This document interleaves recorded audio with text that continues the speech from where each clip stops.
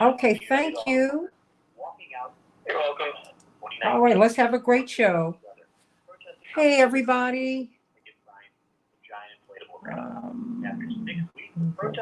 Instagram. $1 billion they were willing to negotiate. The United Auto Workers received a 3% pay raise, factories staying open with more being built, a Fed process for temp workers remained to permanent workers, and their healthcare premium prices staying the same. This has been a WCPT Moment in Labor. We're working for your right. This is WCPT 820. We're back.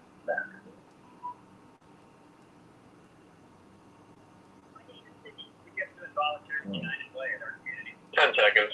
Okay, thank you. All right.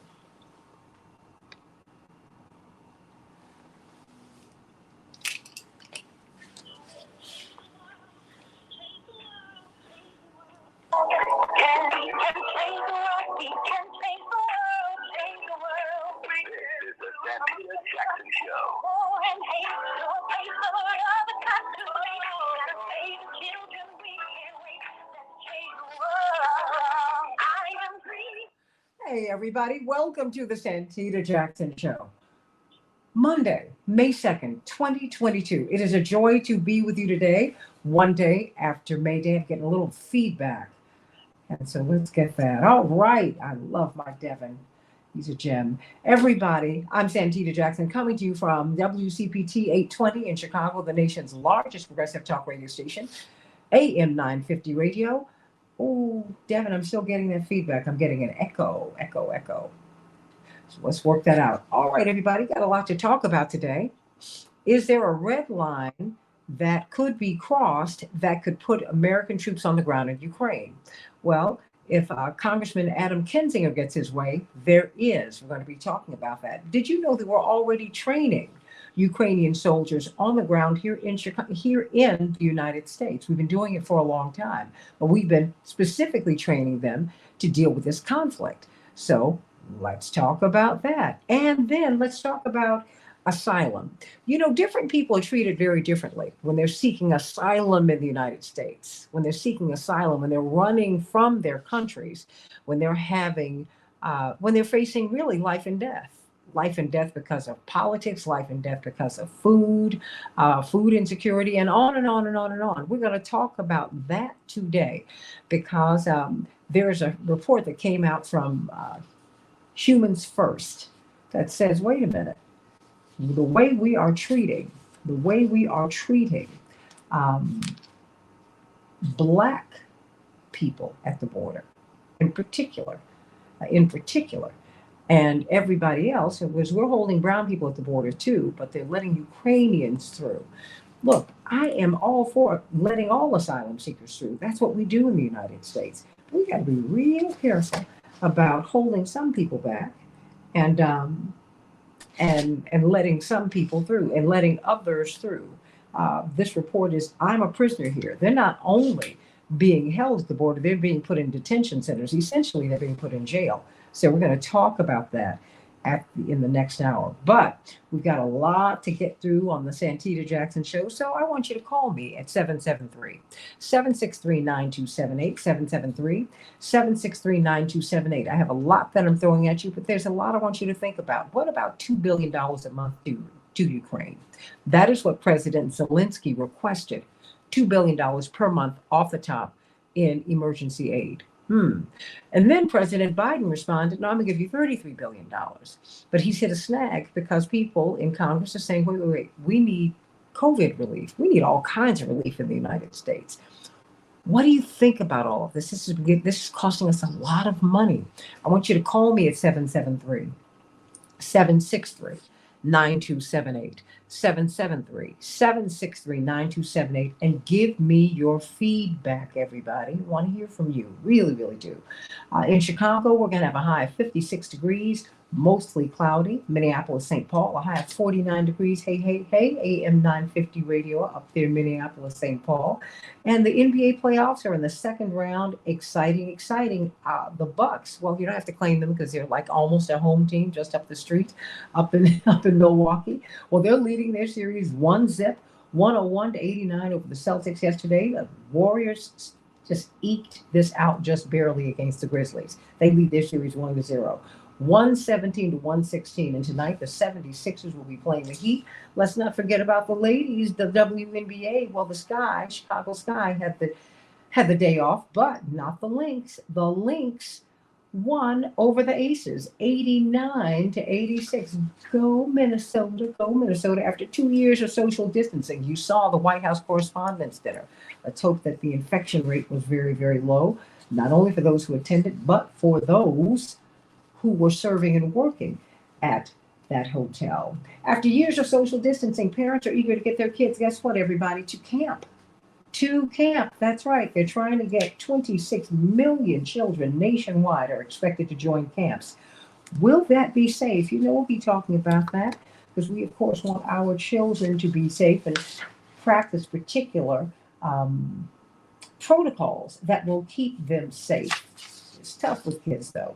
The long-awaited evacuation of civilians from the steel plant in Mariupol is underway. Hundreds of people, dozens of whom are injured, are thought to be inside the complex still. The last Ukrainian holdout in the city where we've had weeks of heavy Russian bombardment.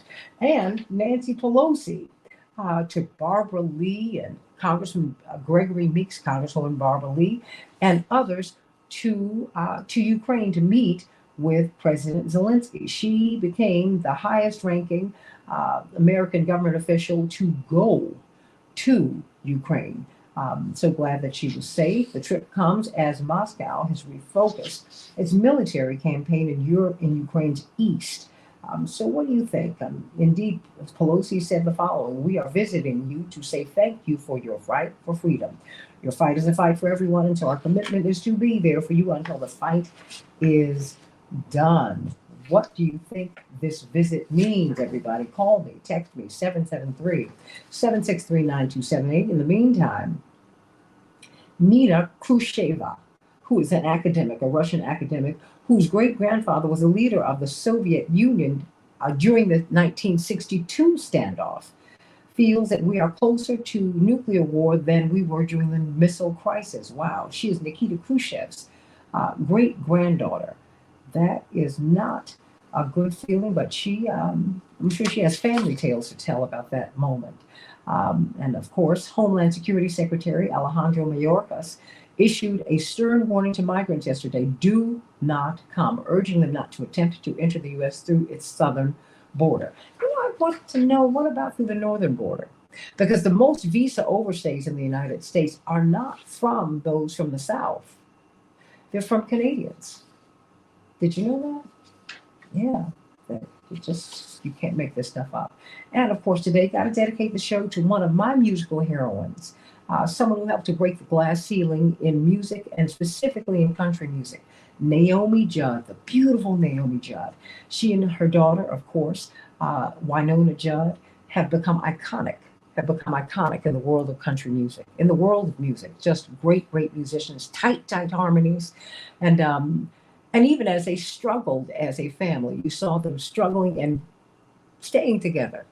Well, she struggled with mental illness. She struggled with other health issues. And they released a statement saying that she died the day before she was to have been installed in the Country Music Hall of Fame. Wow.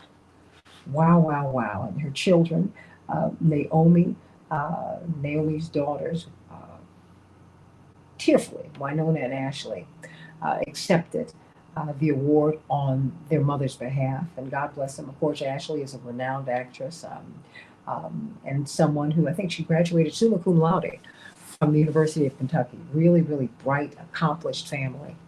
And God bless them. And thank you for all of the great music that you have given us, Miss Judd. God bless you. God bless you. You know, you want to look up and at the end of your life, have people um, celebrate your life, not just mourn you. God bless you. Reverend Dr. Todd Geary, Esquire, we need some good news today. How you doing? Well, good morning, Santita. I am well. Very sobering news today when we think about all that's going on, but we still have today. Today is the gift. That's why they call it the present. Yes. So we're going to take this present and we're going to make the most out of it. So the playoffs are going on. There was lots of noise around the house yesterday between playoff games 1 and 2. I can't tell you what the adults were saying. There was probably some overlap of voices, but I think in the end, everybody liked the competition. So we're in that time of year. We're looking forward to the spring, and the Orioles won. That's a Baltimore. I'm talking to a preacher, and all you talking to me about is sports. I can't believe this. I can't believe it. What? You asked the question. Now I'm gonna get to the good news. I just trying to talk to you about the good life. Which is Sunday afternoon after a good service with a remote control and lots of good laughter. But I hope you are well and you had a good weekend. So look, I'm not gonna belabor the point. Let me get to what you paid me to do. Yeah. Here we go. Good morning, Chicago. Good morning, Twin Cities, Minneapolis, St. Paul. Time to get moving, y'all. It's Monday morning. Yep, it's back again. So we might as well go on and deal with it, make the most of it. Go on and wake up, put your feet on the floor, feel the coolness. Yes, there's still coolness in the springtime. Coming back at you from the bottoms of your feet. Take a deep breath. Fill your lungs with L-I-F-E. Life, you're alive. Come on, let's get moving. Get that morning beverage going. That morning Joe, that orange juice. Don't forget to drink that water because you got to stay hydrated. There's a whole lot going on. So come on, let's get ready. I want to talk to you. I want to get a head start on something this week, Santita, because actually the date is a bit earlier. Probably, it is the earliest that it would ever come in the month when we celebrate Mother's Day. Yep, we're 6 days away. Mother's Day is coming up this Sunday. And I started thinking about all of the different lessons I learned from my mama. This is for Mother's Day. Let me go on and get mine out there first. Y'all can join me as we talk about this, that we want to celebrate this morning Mama's faith. You mentioned Naomi Judd and how much she meant to the Judd family and how she modeled resilience and tenacity and even authenticity. I think it's important that we take that as a moment of inspiration. If your mother's still with you, certainly celebrate them. If not, remember them fondly. But here's where I want to go with that, Santita. As we embark upon another Mother's Day celebration, I do believe it's important that we consider why Mother's Day is such a significant holiday. You know, holidays are set apart for special recognition and remembrance for people who've done exemplary deeds, who have impacted others' lives.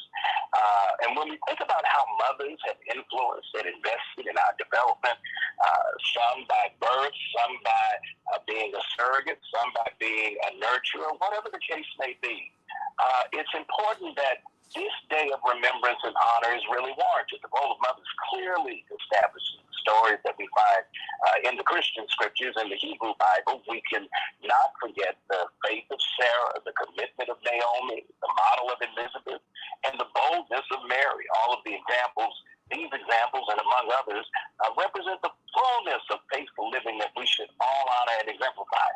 Sarah's example particularly demonstrates the hope of blessing, even when it appears that the season of blessing has already passed us by. Naomi's example demonstrates the power of serving as a mother who's not your child by birth. And had Naomi not taught Ruth how to worship in a new place, Ruth would have never caught the attention of Boaz, eventually becoming his wife, giving birth to those found in the lineage of the Christian Savior. Elizabeth's example shows us how God prepares us for the awesome blessing that God certainly has for us. And had Elizabeth not been faithful to bear John the Baptist in the Gospels, the messenger who would announce Jesus' arrival, the ministry may never have been heard. And finally, Mary's example demonstrates how God can take seemingly untimely opportunities and turn them into blessings simply by divine power. Mary did not want to be pregnant at the time. That wasn't a cool thing. What was actually being offered was not something she was going to celebrate. But by her willingness to be a vessel in a moment, in spite of the challenges that she might face, Mary allowed her faith to do what no one else could do, bring forth a child, and what Scripture tells us is a son. The common factor among these women is a lifestyle of faith. I want you to remember this. We have to practice a lifestyle of faith, regardless of the circumstance. We must all demonstrate a level of faith that continues to take on the inspiration given to us by our mothers, because our mothers have been the models that make us the witnesses that allow us to celebrate today. And so I, along with many, we all remember our mothers in the coming week, not just for what they've done for us, but how they've shown us how to exercise faith no matter where we are in life. So today, I celebrate Mama's Day. I'm a mama's boy, unashamedly so. But let's remember all our mothers have done, all they've been inspired to do. And let's take their witness and scale up and pay it forward to be a blessing to somebody else. Happy Mother's Day to all of the mothers who are celebrating, regardless of your place, your role. We thank you for all that you do. Have a great week, Santita.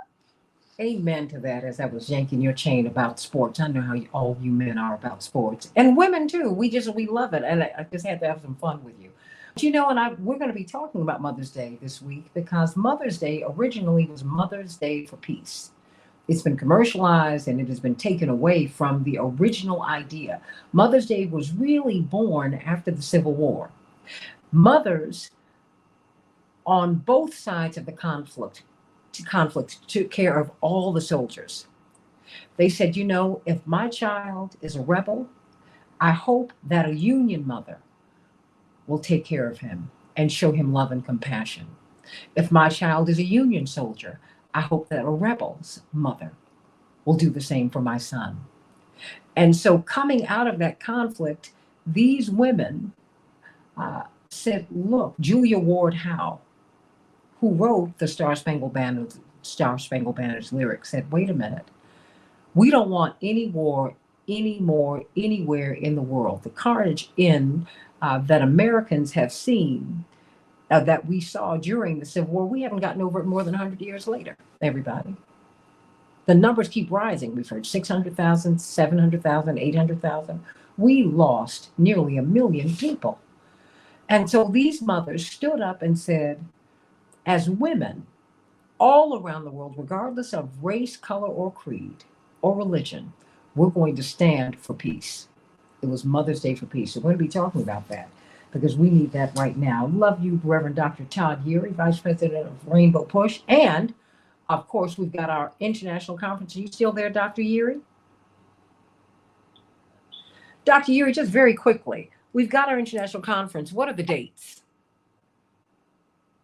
Well, June 18th through the 22nd, we're going to be meeting on the south side of Chicago at the South Shore Cultural Center, having a conversation about developing new markets. And basically what that means is we're going to look at how we can create new opportunities for folks who are ready, willing, and able to engage the opportunities that we present in this big big tapestry of a nation. But one of the things we recognize is we have to come together and have serious conversations about where we're falling short and where we need to pursue and push the envelope to create more avenues for access, whether it's in corporate boards or in C-suites or in business diversity, business opportunity, or even just personal opportunity for folks that are trying to get their lives back on track. We've got to explore the entire gamut of where we need new markets and new opportunities.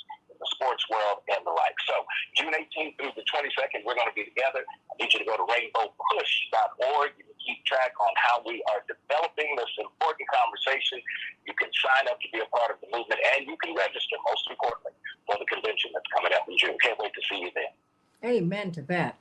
Reverend Dr. Todd Erie Esquire. Of course, it is time for us to talk with Dr. Shanina Knighton at Hey Dr. Nina, at Hey Dr. Nina. I follow her. I follow her on Instagram and in social media. She has so much powerful information. And there is so much that is going on. And I want to just very briefly today, as we're talking about Ukraine, because now, Dr. Nina, the prospect of American troops going into Ukraine edges ever closer. That having been said, I just saw something very interesting from Bill Gates. He said we've not seen the worst of COVID, or he's warned that there is a way above 5% risk the world has not yet seen the worst of the COVID pandemic. And it's not the first time that he said that, but he said we're still at risk, quote, of this pandemic generating a variant that would be even more transmissive and even more fatal. Not alpha, not beta, not gamma, not delta, not epsilon, not zeta, not eta, not theta, not iota, not kappa, not lambda, not mu, but something else. And so, do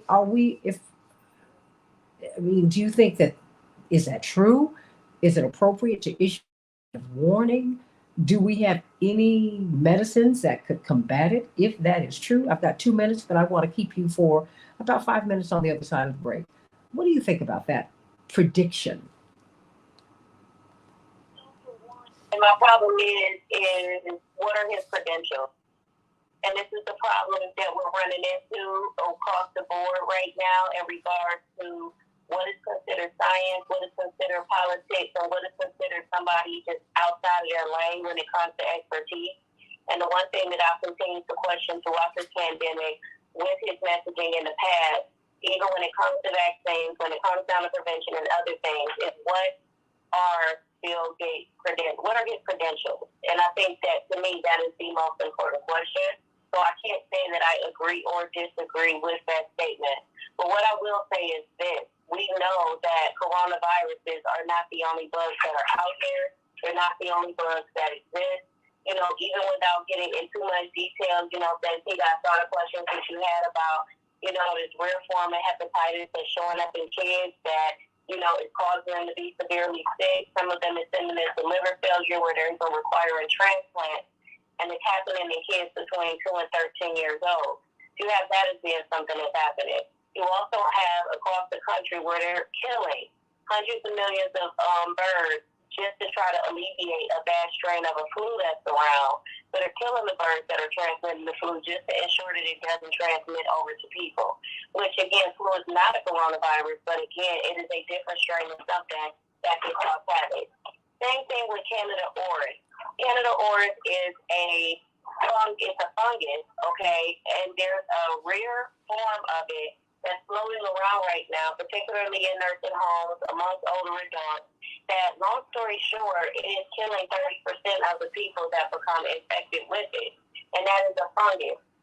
The point is I'm bringing up, there are a lot of germs that are around us, and I do not necessarily call it as cheating death, but if we're eating animals and animals are vaccinated on a regular schedule, and we're consuming animals that may not necessarily be covered well by the medicine. Meaning, for example, just like the COVID vaccine stopped people from having clinically relevant symptoms, but it did not necessarily stop COVID.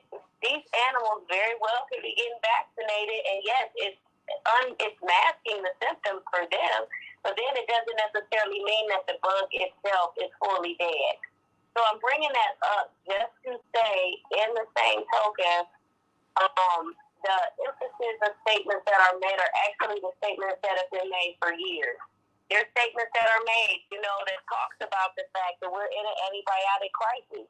Meaning, have we come up with enough drug discovery, or have we come up with too much drug discovery to where we can no longer eliminate some of the variants of bugs that are out here, because instead of us trying different approaches, we're constantly trying to use medicine to be able to fix the problem that maybe we really need to start evaluating as being a people problem, not necessarily thinking that we can continue to mask it, continue to treat it in order for us to keep on with our same way of life. So we really need to think about how do we change the way in which we're living, our infection control practices, how we're vaccinating animals, how we're consuming animals, the same way in regards to how we are even handling, farming in some areas. Absolutely. Absolutely. You know, my grandmother was a vegetarian, God rest her soul, my grandmother Gertrude. And she had some health complications, of course, that hastened her demise. But I'll say this very quickly before we get out. But overall, her health was excellent. And the doctor wanted to know why her vitals were so great. And my mother said, well, you know, my mother is a vegetarian. He said, first we kill the animals, then the animals kill us. Ouch. Back with just a few more seconds with Dr. Shanita Knight. We're talking about Ukraine, everybody. Ron and Tim, I'll get to you. And on the other side of the break, back with more of the Santita Jackson Show.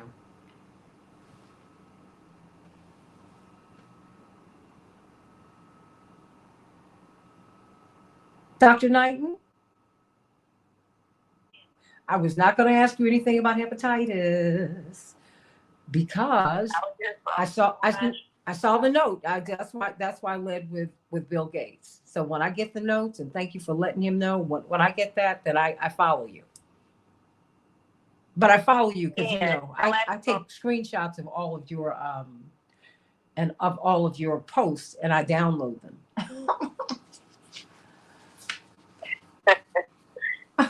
But no, I just wanted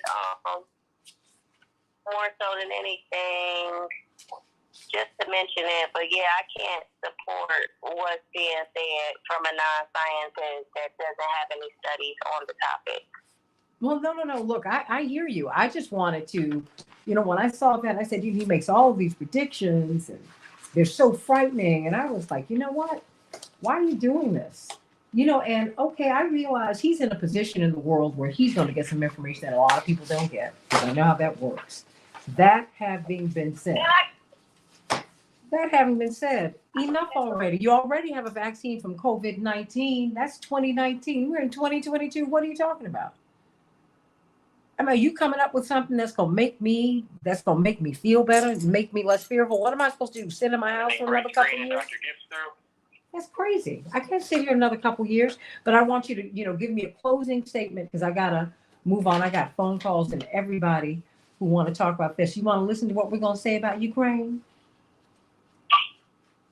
Just a little bit. I'm on the move this morning. Oh, okay. Well, you're always on the move. Let me say hello to always on the move. Dr. Gibbs? Hello, good morning. Hey, thank you so much for being with us while I was on my bed of affliction. I had COVID. I didn't call me. I'm really sorry to hear that. Oh, what you've done. No. I had been really preparing for it for some time.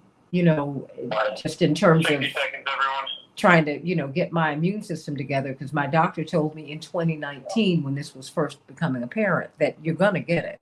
And there was nothing on the horizon. So, I just did as much research as I could and I followed what was happening to populations around the world, particularly people of African descent. And so I think that helped me a lot. It really, really did. But thank you for participating with us. Bryce, how are you? I'm doing good, Santita. Fantastic. It's wonderful to hear you all this morning. Just one moment. We are getting right to it. Okay. Remove this.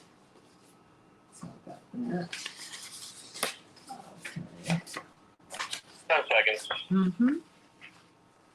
Thank you. Ooh.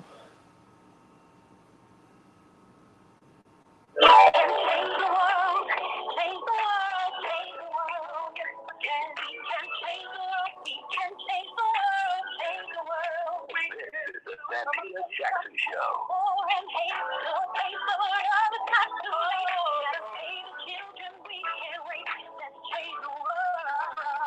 Hey, everybody, the Santita Jackson Show from WCPT 820 and AM 950 Radio, the voice of progressive Minnesota, and of course, WCPT, Chicago's Progressive Talk, but it is the largest progressive talk radio station in the country. I want you to continue to call me at about to give you the number for another show that I do. Wow, 773-763-9278.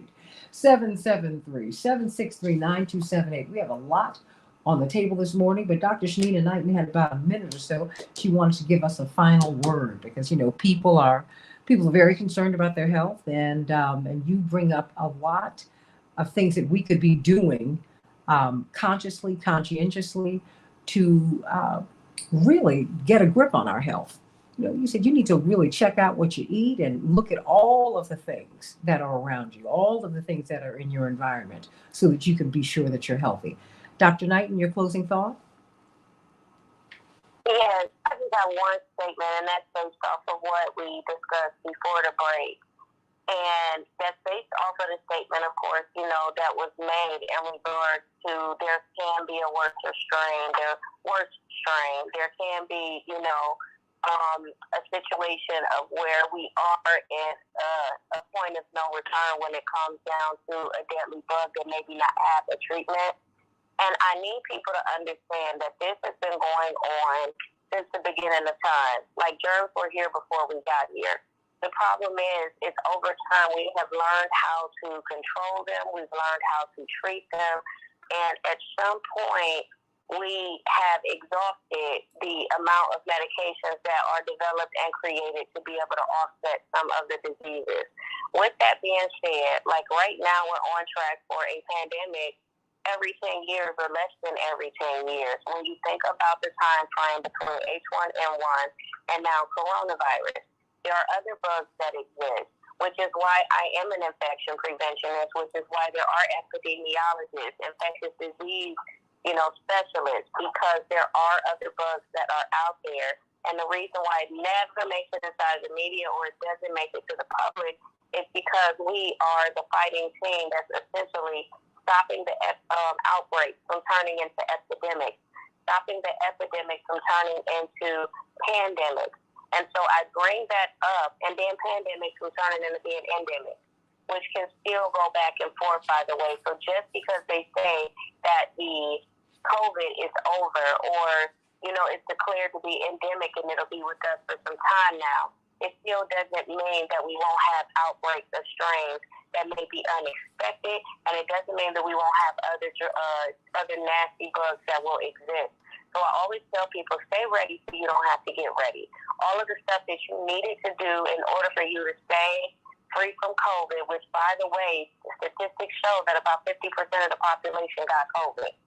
So with us understanding that now, your question is going to be, how do I stay ready so I don't have to get ready? And what can I do, or what did I do to protect myself that I now need to incorporate into my daily living, so that way I don't have to worry about what kind of bug will be the next bug if it's preventable. Dr. Shanina Knighton, everybody. That's why we need infection preventionist. She's an absolute genius. And go to Hey Dr. Nina, Hey Dr. Nina, Hey Dr. Nina. It's real simple, so that you can get a lot of helpful hints, a lot of helpful information. Information is power, everybody. Sending you much love. Dr. Shanina Knighton, let me go to at least one of my callers before I go to this magnificent panel that I have got. I'm always so excited to hear from all of my listeners, because you all help us to understand just what is going on. Let me go to Ron from Michigan. Ron from Michigan, what's on your mind today? Good morning, Santita. Santita, all this talk about escalation of war in Ukraine. Don't get me wrong, Russia's wrong for the invasion. NATO was wrong for pushing right up to their borders also. So now we have this war. And we should be talking, with all that billions of dollars for weapons, we should be talking in this country the draft. We need soldiers to fill our ranks right now. Our military is hurting for soldiers. And if we go to war, you heard it in the news, Russians are losing 15,000, 14,000 soldiers. How soon will we hear those numbers once we go to war with atomic bombs flying, jets flying? all this warmonger talk. If we're going to give military aid, it's got to be contingent with negotiation, with peace talk. We got to sit down and try and talk peace. If we want billions in weapons, that's what I say. If we're going to pay for all the refugees, we're going to pay for all the rebuilding. If we survive this thing, even. But the thing of it is, Tom Hartman writes books about the CIA and their drug money. They're assassinating presidents. They're meddling in foreign affairs. And Malcolm Nance, I'll give him credit. He's putting his life on the line. But he's a CIA agent. That's his job. To instigate and to promote wars. Mm-hmm. And he's the good agent. We can believe him. He's not the one running the drugs, right? He's not the one who assassinated Patrice Lumumba. He's not the one who weapons of mass deception. But we can believe him. And he's giving great service to our country. But there's a lot of here. He calls for people to go to join the fight. In a 22-year-old former Marine who went into the fight, he was working for a military contractor. Mm-hmm. What does that mean? Are we sending soldiers over there to fight and paying for it? Is that military contractor part of the team that was in Baghdad that perpetrated the massacre of the men, women, and children? And those American mercenaries, contractors, they all got out scot-free. Is he part of that military contract?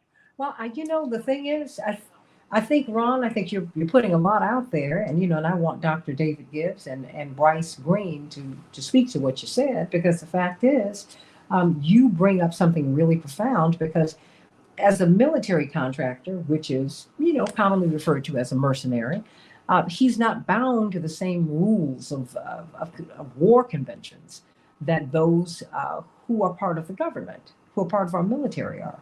It's something to think about. So, I want you to keep listening, Ron. Stay right there, because in the vein of what you're saying, we're finding that I was looking for this story. I'd heard it mentioned casually on one of I think it was on Morning Joe, because I looked at everything and listened to everything, everybody, which is probably why I don't get a lot of sleep. Ukraine troops have been trained on the Mississippi coast, and they then went to defend their homeland against Russia. This is from the Sun Herald down in Mississippi. They completed training at the Naval Small Craft Instruction and Technical Training School at the John C. Stennis Space Center in Hancock County in Mississippi. And on. And they've been training over here for years. Just about a week ago, President Zelensky said, I need $2 billion a month from the United States a month. President Biden's counter was, we're going to give you $33 billion. Now, the snag is he's hit a wall in Congress because they're saying, we need COVID money. So there's a lot going on here. And then on top of all of that, Congressman Adam Kinzinger introduced a measure that will allow the U.S. military to intervene in Ukraine if Russia uses biological, chemical, or nuclear weapons. And part of my question would be, how can we confirm that it's Russia that will use these weapons? America keeps talking about false flags. We don't know what's going on. So Dr. David Gibbs, professor of history from University of Arizona, and Bryce Green, fairness and accuracy in reporting, I need you to really lay this out, because I know I've given you a lot, but there's a lot going on. And it's like every single day we're getting another layer for this. And now you've got a congressman saying, hey, there's a red line that I want to draw in the sand that could send American troops over there. Dr. Gibbs, help me to understand what's going on. Help us all to understand. Well, I think we're getting really dangerously close to nuclear war here. That's exactly where this seems to be headed. And there seems to be very little brakes that are being exercised on the policy that is leading to nuclear war. The bottom line is that Russia, from their standpoint, having already engaged in this horrific invasion, they're not going to let it go. They're going to see it through to something that can be called, from their standpoint, a victory. And the United States basically seems to be determined not only to defeat Russia in Ukraine, but also to damage Russia. Biden himself said he wants to see, Putin removed from power and put on trial. This is a fantasy land. This really can't happen. There's no way Putin is very popular. All the indications are he's very popular in this country, unfortunately. And, you're getting essentially a collision course that it looks like it's headed towards direct U.S. involvement in the war, at least if we continue going in the direction we're going, that's where this is headed. And that can very easily escalate to nuclear war. I'm just very surprised there's hardly any pushback against the policies that are leading in that direction from either party. And I'm sorry to say, the only pushback we're seeing is from a small fringe within the Republican Party, kind of a libertarian fringe. It just makes me wonder, where are the Democrats on this? Are people like Ocasio-Cortez or Bernie Sanders? We're not getting any real pushback here. I think combined with that is an atmosphere that seems determined to repress any criticism of the U.S. NATO contribution to this conflict. There's no serious investigative reporting going on of any sort, not in the mainstream at least. Most of what you're getting is just reprints of whatever the Ukrainian government or the Pentagon or the British counterparts say, without any investigation as to whether or not it's reliable information. And anybody who says anything critical is usually cut out of serious discussion. All of this, it seems to me, could end up in a general nuclear war and quite literally extinguishing the human species, because that's where nuclear war could very easily lead. And that's very worrying. Bryce Green, your thoughts? We're seeing Congressman Kinzinger introducing this measure to allow the U.S. military intervention in Ukraine. We see Nancy Pelosi, who took Congressman Gregory Meeks, Congresswoman Barbara Lee, and others with her to Ukraine to meet with President Zelensky. We see the president of Ukraine asking for $2 billion per month. I mean, just full stop, from the United States. Wow. And then the president of the United States says $33 billion. Now, he's hit a snag in Congress because Congress is saying, hey, we need COVID relief. This is a whole lot of money. And then, just troops on the ground. What do you see? Oh, well, I'd agree with everything that Dr. David Gibbs just said. And I'd just like to emphasize that look at how much effort is going into promoting the war. Look at how much effort is going into getting massive billion-dollar spending packages rushed through Congress so we can support a war. And now compare that to the efforts that you see the Biden administration trying to make peace. Look at the efforts that they're putting into negotiations, into diplomacy, into things like that. And it's night and day. There's almost no talk of negotiation, almost no talk of peace. And U.S. government officials have really come out and said flat out that their goal here isn't necessarily to protect Ukraine, but it's to weaken Russia. It's to make sure that Russia comes out of this bloody and battered and unable to compete on the world stage. And this seems to be the U.S. plan for some time. It seems to be why the U.S. refused to negotiate a European security settlement with Russia before the war. And it seems why the U.S. was hostile to the idea of Zelensky negotiating with Russia when the war started. And so now, as Americans are still suffering from the pandemic, from price inflation, from all the supply chain crunch, we're being propagandized. We're being fed all of this information designed to get us to support the U.S. policy in Ukraine. And you see all these banners, all these hashtags, these flags that say, #Stand with Ukraine. But that's just, one of these slogans cooked up by the marketing agencies that doesn't really mean anything. If it means anything, all it means is to accept the current U.S. policy on Ukraine and not question it. That's what standing with Ukraine means. Even if it means the destruction of Ukraine, even if it means dragging the United States into a full-blown war. And if that happens, that's really game over, in my view. Direct confrontation between the United States and Russia is a full-scale war. And I don't think that anyone in humanity can survive that. But the media, and that's what the Biden administration seems to be pushing us towards. And you've seen it with the massive public relations trip that Pelosi took. People like Barbara Lee, who was famous for being single vote opposing the invasion of Afghanistan. Now she seems to be supporting U.S. intervention in Ukraine, supporting the U.S. prolonging that war. And so this isn't good for Americans. This isn't good for Ukrainians. This isn't good for Russians.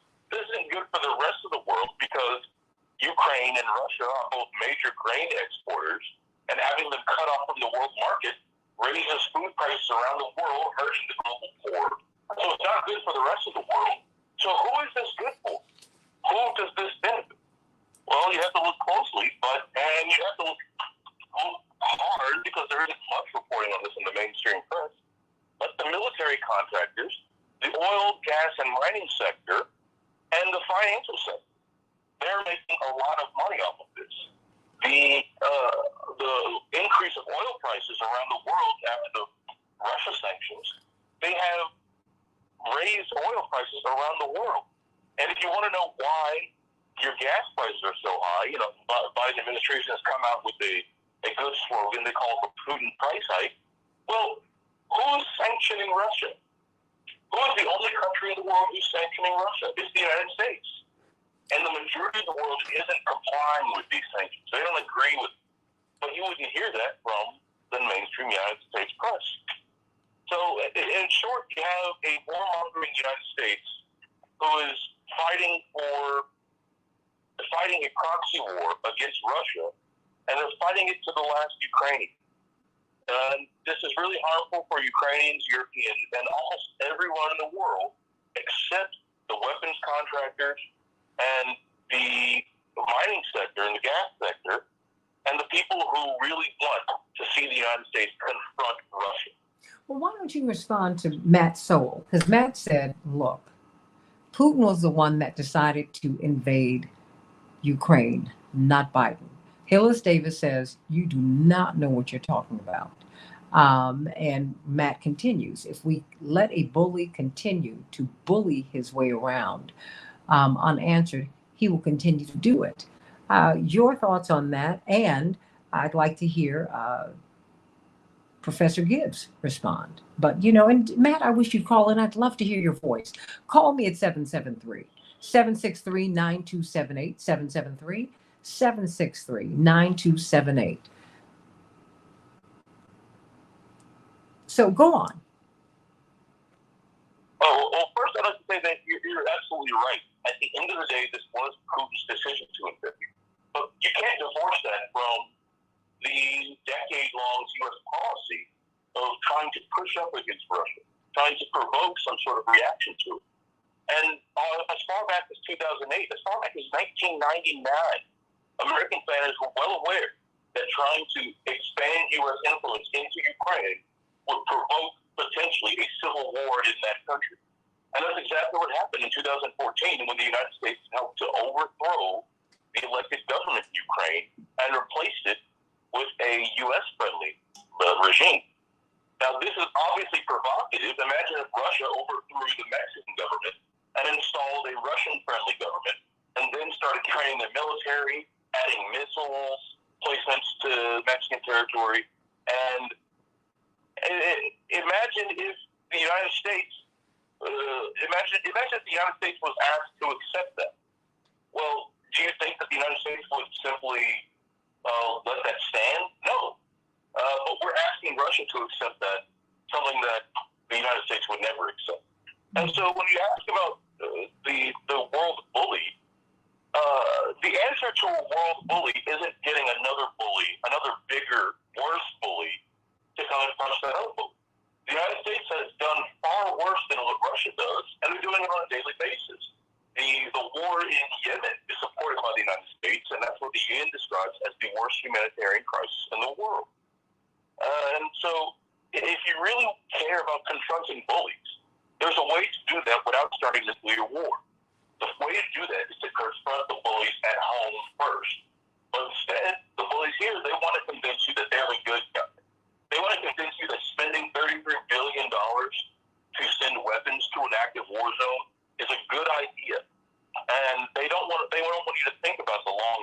consequences of, pouring javelin missiles and airplanes into a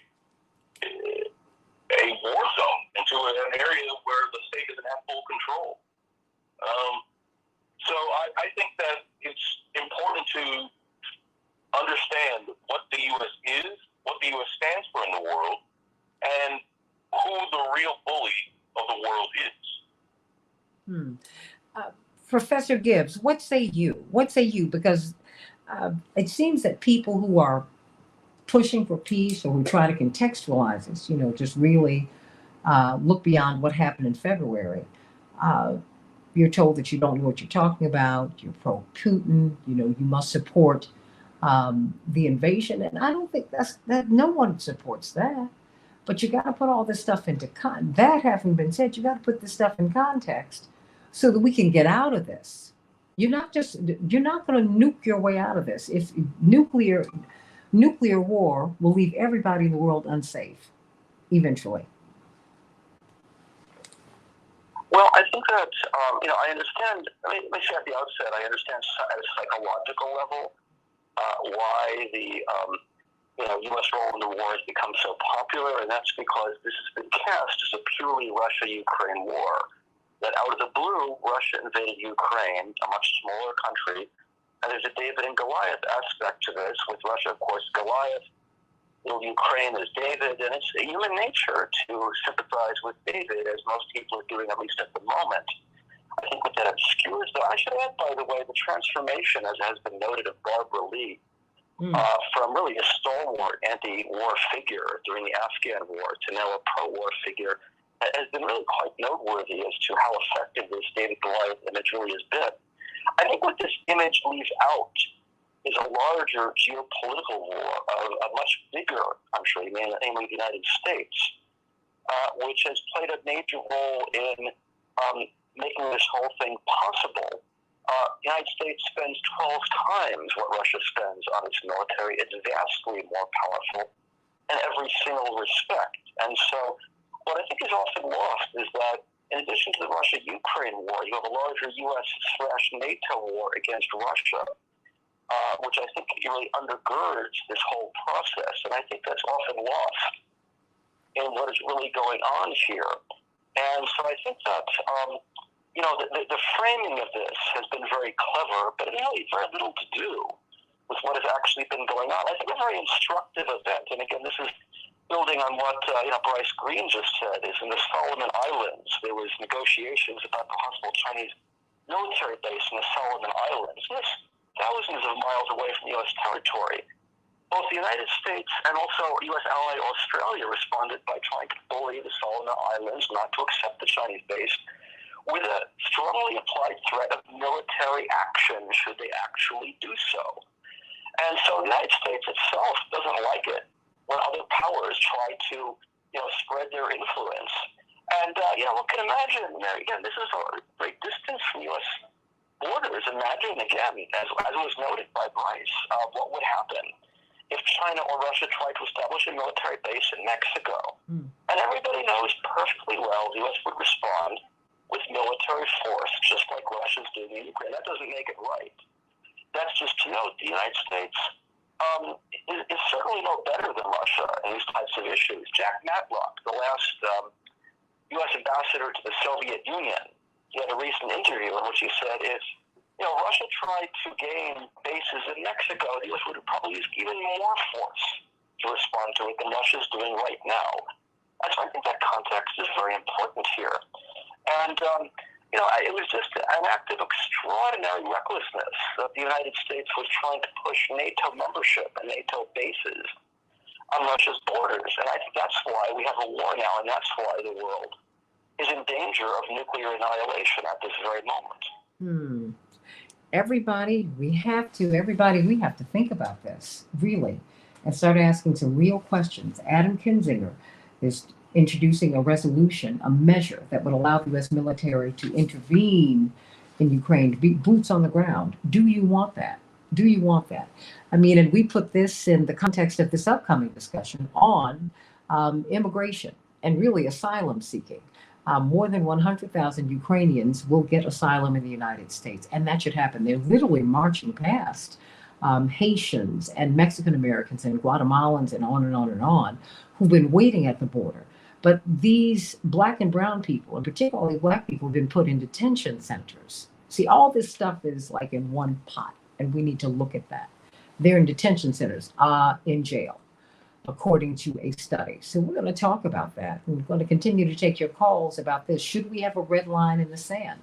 Should there be a line that America draws that could draw us into this conflict? We're already training these soldiers on the ground in Mississippi and around the country for this particular conflict. Where will China be in all of this? You have to start thinking in those terms. This is not just Russia and the United States. It's and Ukraine. It's much bigger than that. Dr. David Gibbs, Professor of History, University of Arizona, thank you for your brilliance and your principles. And Bryce Green will be staying on with us. And I want to hear your thoughts, everybody. 773-763-9278, 773-763-9278 on the Santita Jackson Show, WCPT, AM 950 Radio. Back in a minute.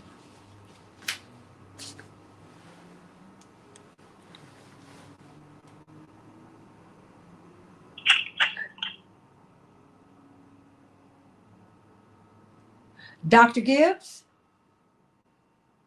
He dropped. Oh, okay. Bryce? Yes, ma'am. I'm going to send you this story that I did find. Hello. You know me. I got online this morning and started looking for it. On these troops that are training here in the United States. Oh, the Mississippi base? Uh-huh. I'm sure you found it already. Oh, yes, yeah. Yeah. I got a couple Yeah. story references. Yeah. So I just, it's here. It is here. These folks are just going to go on with this. Wow. Wow. Where do you think this resolution is going to go?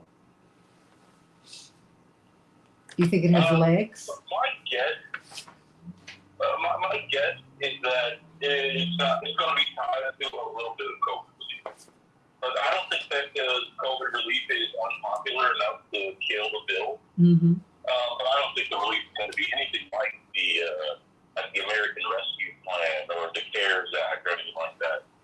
Which we need. I don't think we're going to see a return of the child tax credit or extended unemployment or anything like that. I think what you might see is some support for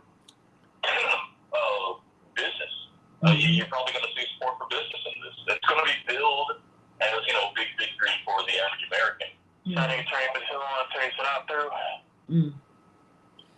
And I think we have a developing mess, quite frankly. Really think that's what we got. So let me introduce you to Attorney Anastasia Snot, brilliant young attorney. She is the president of the Haitian American Lawyers Association here in the state of Illinois. She's brilliant on so many issues, immigration and asylum seeking among them. And then we've got Attorney Robert Patillo. Thank you so much for reaching back out. I know you have been busy.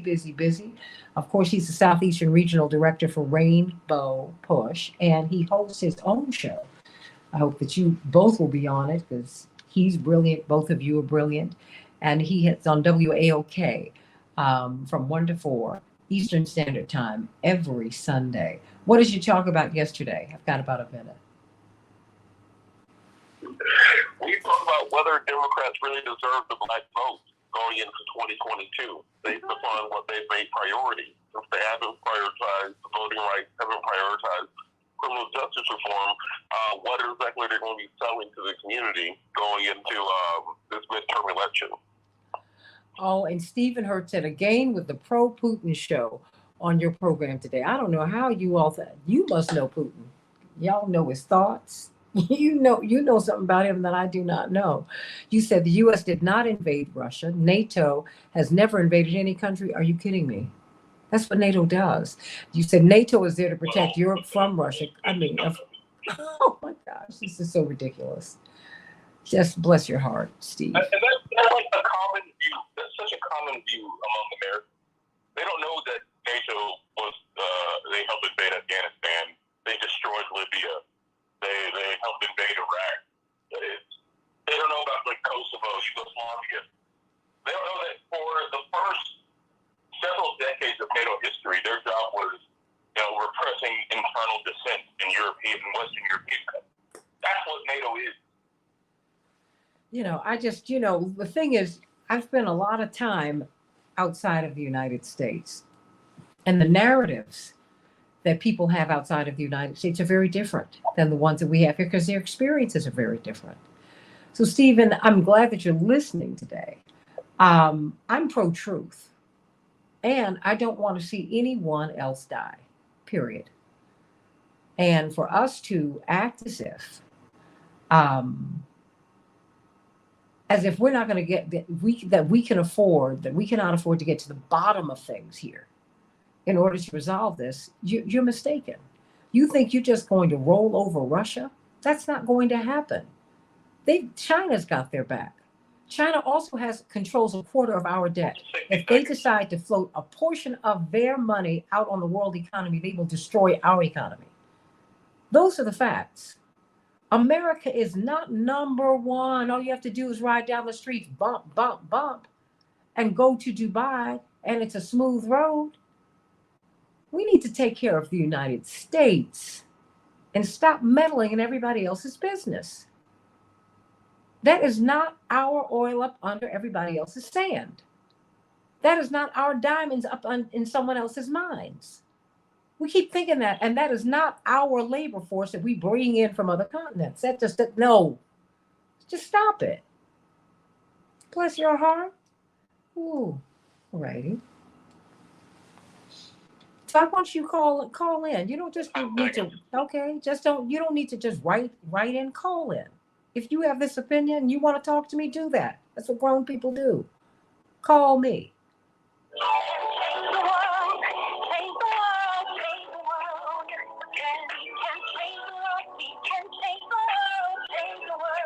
This is the Santita Jackson Show.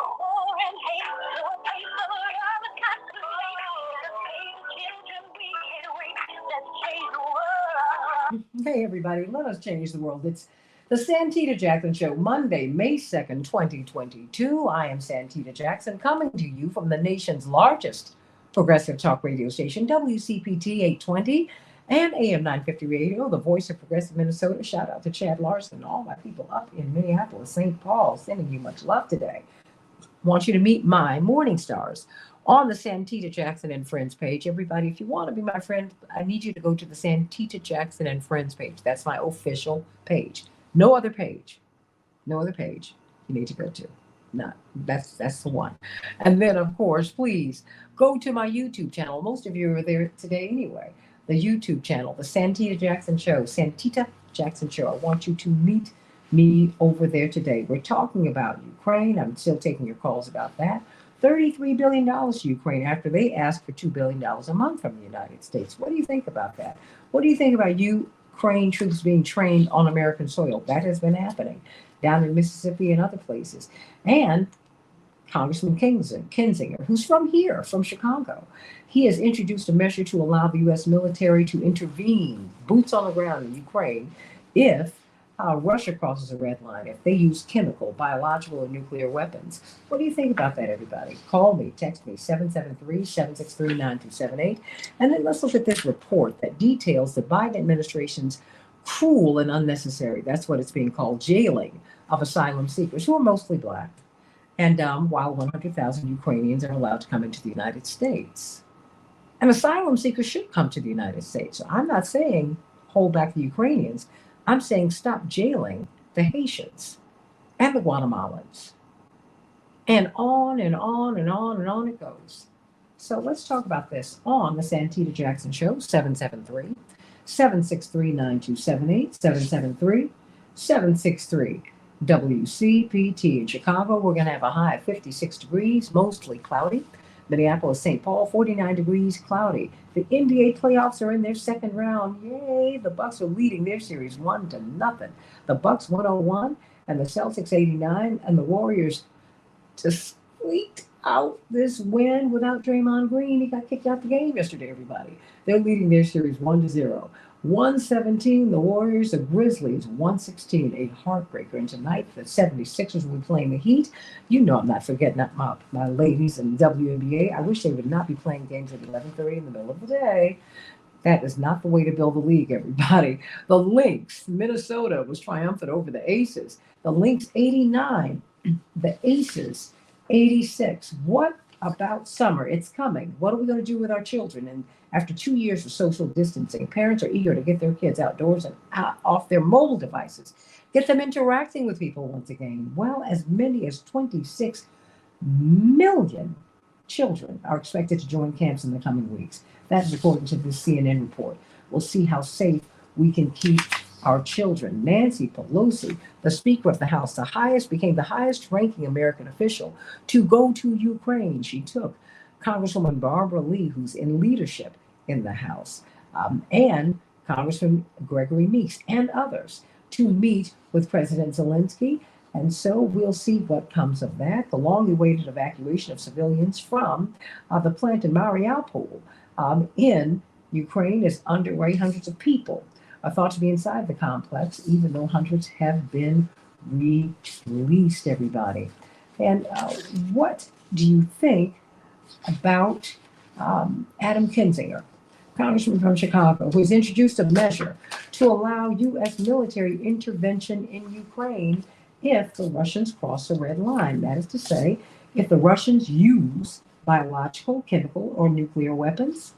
He's saying that America ought to put boots on the ground. What do you think about that? That amidst the request from the Ukrainian government for the American government to give them $2 billion a month in emergency aid, and President Biden's response is to give them $33 billion outright. Wow, what do you think about that? As the Ukraine troops are training on the southern coast, down in Mississippi at the Stennis base. What do you think about all of this? There's a lot going on, but I think that we need to talk about it. So let's look at what's connected to that is immigration. What's connected to that specifically is asylum seeking. Asylum seeking. America prides itself on being the land for those tempest-tossed who yearn to be free. This is your home. Well, we do believe that, but we believe that more so for some than others. We have Haitians and South and Central American people who have been trying to get into the United States, who are stuck at the border, the southern border. Now, it's kind of interesting because the greatest number of visa overstays in the United States are not from people who are from Haiti or who are from Guatemala or South or Central America or Argentina. No. The greatest number of people who overstay their visas are Canadians, but we don't talk about the northern border. We only talk about the southern border. In the meantime, there is a report that has come out that is really, it's stunning. The Human Rights First report entitled, "I'm a Prisoner Here." They say that the Biden administration is continuing a Trump policy. In fact, they're amping it up. They're jailing too many asylum seekers and they're keeping them locked up too long, putting them essentially in jail. And so many of them are Black, according to this Human Rights First, "I'm in jail here" report.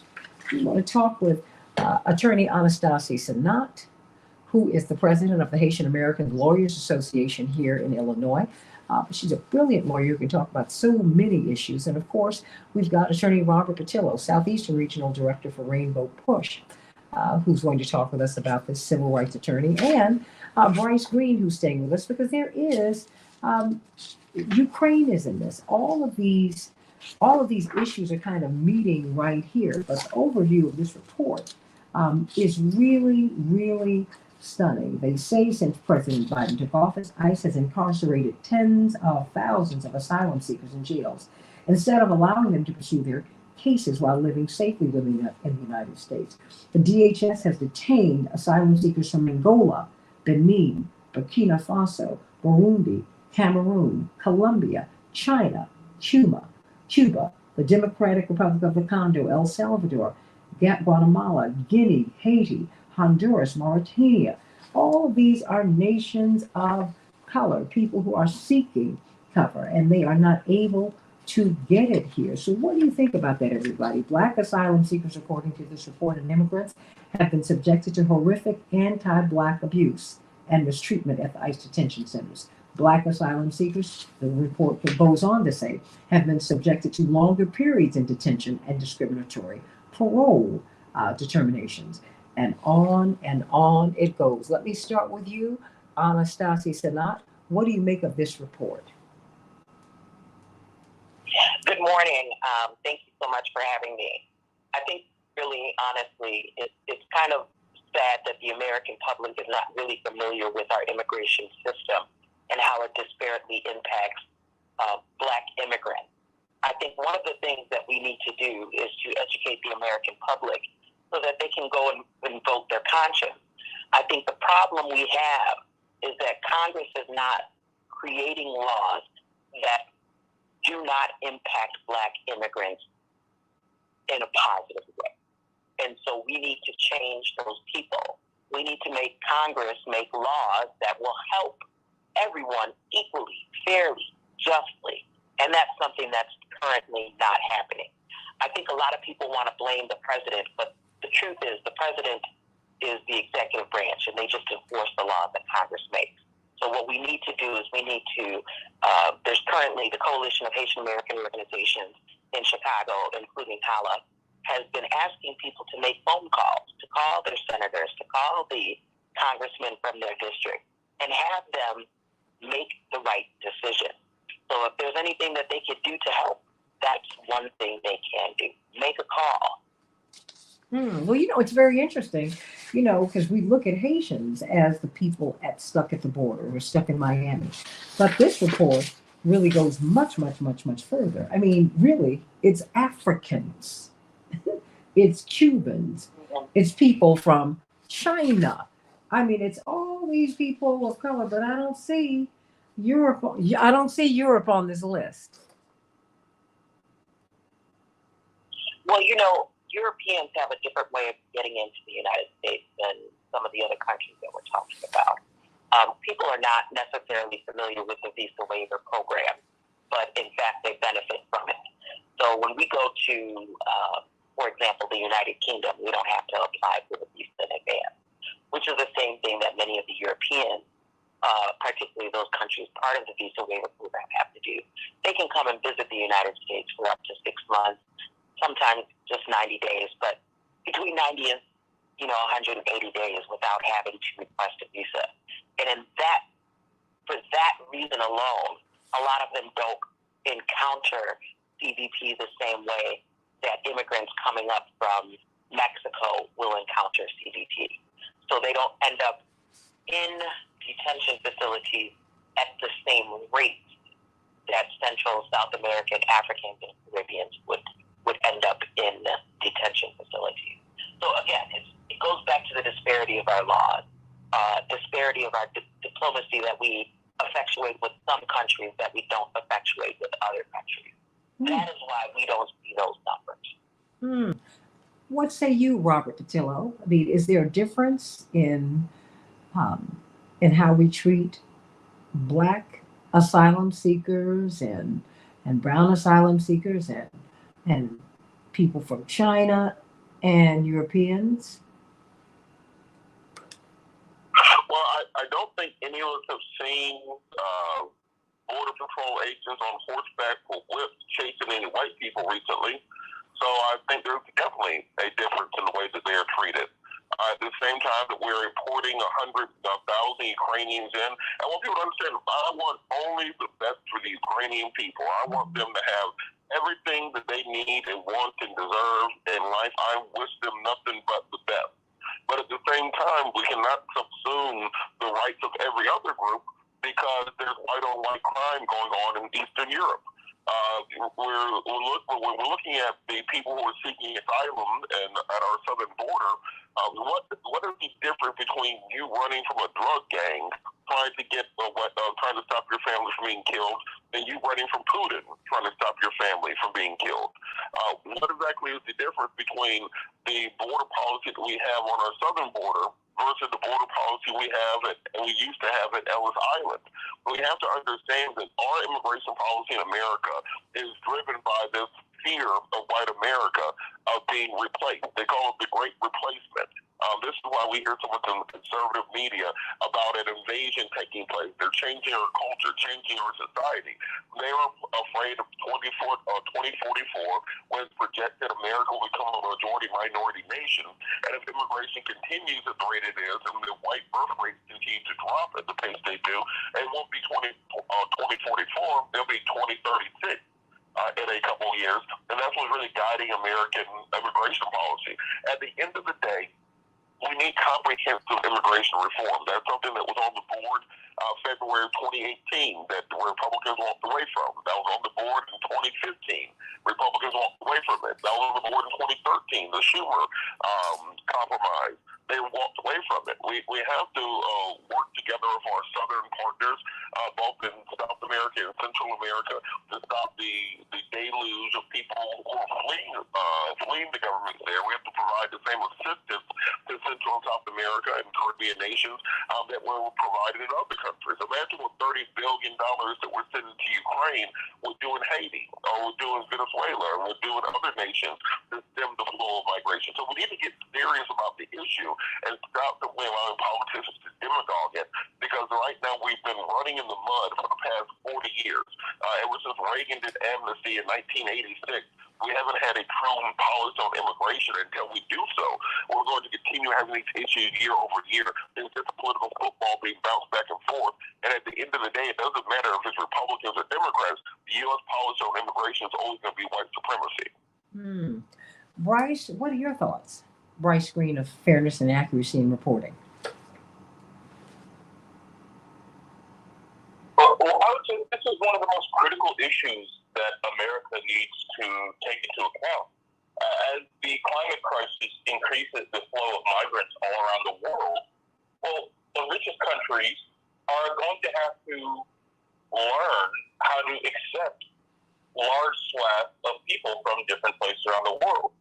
But according to this report that you're talking about now, that America seems totally incapable of doing that, especially for Black and brown migrants. People are, essentially being put in jail. One person interviewed in this report said that I'd rather die in my home country than be locked up here. And that's pretty serious, especially considering the fact that the United States is capable of accepting in refugees that they consider to be worthy victims. And that's what seems to be the main difference here.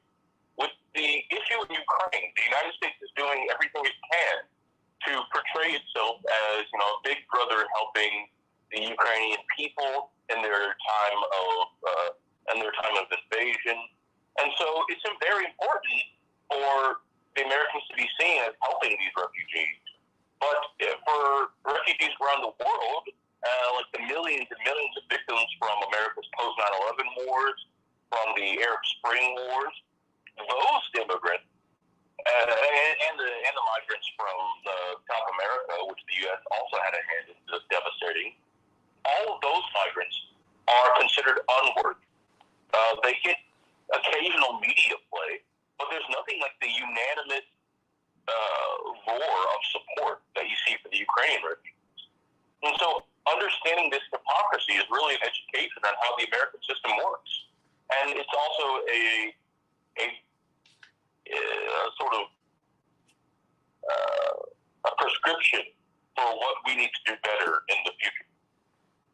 I want you all to call me at 773-763-9278, 773-763 WCPT. Tim from DeKalb. Tim, if you're still there, what's on your mind? How you doing, Santita? Can you hear me? Of course, and it's wonderful hearing your voice always. Thank you for calling in lately. I've missed you. Thank you. Thank you very much. I don't miss you very often because I watch your show on YouTube and I listen to your show almost every day. So I'm always totally in support of what you do. When it comes to naturalization, I think what people like myself, I'm just a common American man that lives in a house and takes care of his family and drives to work, goes home after work. what I think about naturalization is I want to make sure that people that come here even understand what the United States is.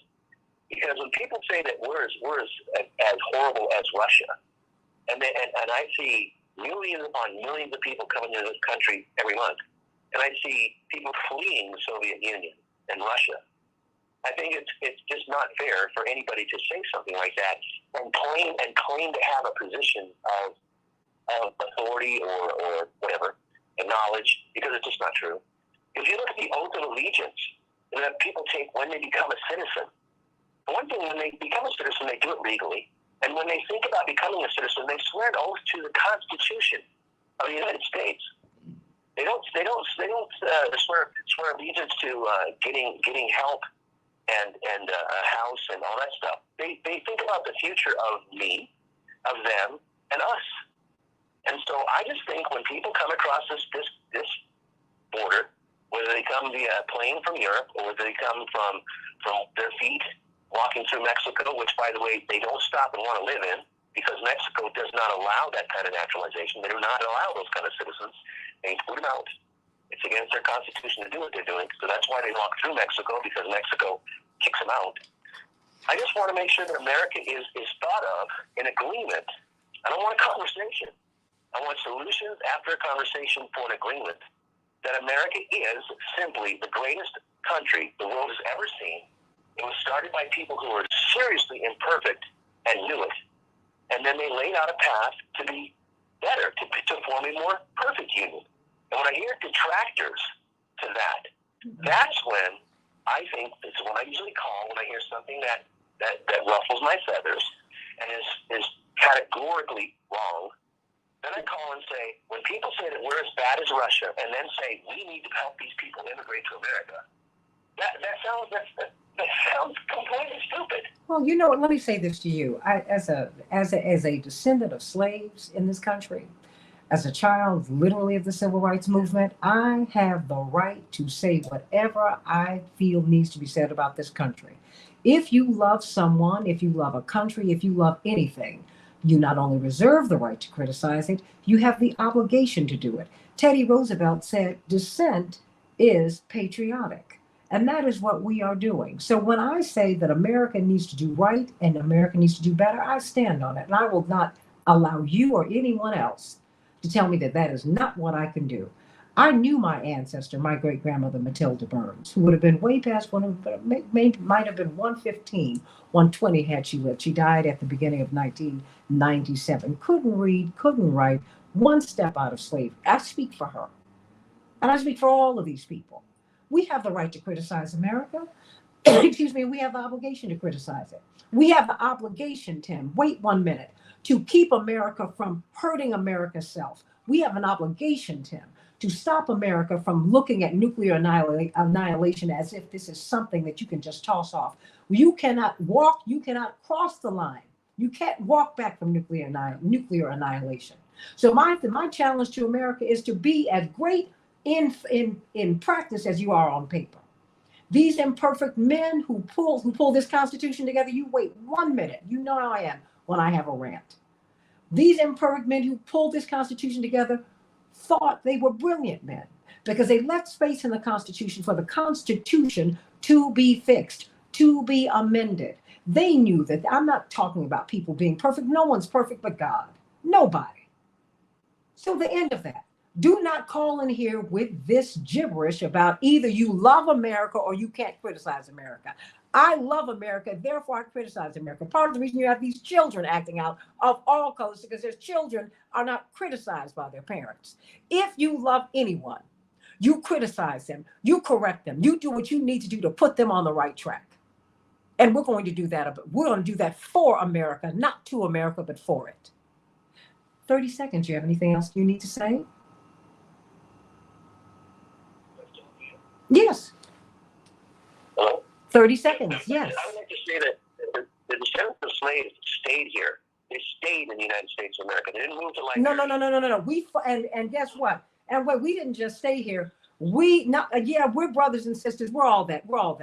I'm not even discuss that point with you. We fought to stay here because they tried to send us back to a country that we didn't even belong in. So let that go. I'm very clear on that history, even if other people are not. And I'm glad that you are. But I am tired of being told that I do not have the right to criticize America. They told Dr. King that. No, no, no, no, no, no, no, no. You just implied it and I inferred it. I know what I heard. I know what I heard. I know what I heard. I know what you said, and I know what you say all the time. And I'm saying enough of that. We ought to be grown enough, mature enough to criticize America. And no, you criticize out of love. Out of love. I love you, Tim. Stay right there. With more of the Santita Jackson Show back in just a few minutes. Call me at 773-763-9278. 773-763-9278. That's right, Laura and Jewel and everybody else. I mean that. If you love someone, if you love your country, you criticize your country. You get them right. You don't just sit there and let someone do wrong. You don't let someone commit error after error after error. We all this talk about nuclear weapons. Who dropped the bombs in World War II? Not Japan, not Germany. We did it. And then, oh my goodness, these other people are developing nuclear weapons. You don't have the moral authority to tell anybody to do anything. Why don't you just get right and move forward? And I'm talking to America and everybody else. Back with more of the Santita Jackson Show in just a minute.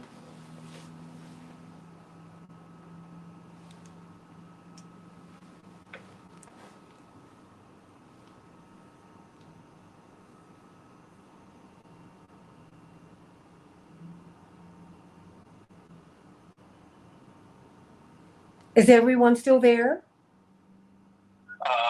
Yeah, we got bright screen, turning Patilla, and turning to not. Okay, very good. Well, that's what happens when. I want to respond to. I want you to. Respond to what's his name? Tim. And Tim is a faithful listener, and I love him. That having been said, I am so tired of being told that I don't have the right to criticize America. I'm sick of hearing that. Sick of it. Here, you rape me. I have to have your children. I have to go through all of this, and I can't criticize you. And it was legal to rape Black women. It was legal to do that. It was legal to not allow Black people to marry. It was legal to enslave us. It was legal to break up our families and not allow us to have them. Are you kidding me? I reserve the right to criticize, and I will absolutely do that until America becomes what it is supposed to be, not what it thinks it is. It's like, honey, if you wear a size 26, don't put on the size 14. Stop it. If you wear a size 10 shoe, don't you try and put your foot in that 8. It is not going to work. Yes, and you can respond absolutely. Yeah, I'm gonna keep doing me, and I can keep trying to do the truth. And thank you, Daniel. Okay, and you know what, Daniel, you have the right to do that. Man establishes borders, not God. That's part of the problem that these African countries have had with this conflict in Europe right now, because it's a European conflict. It'll impact the world, but it's a European conflict. They said, look, first of all, we're dealing with border issues because these are borders that the European powers imposed upon us. We never functioned like this until y'all got here. That's what President Kenyatta of Kenya said.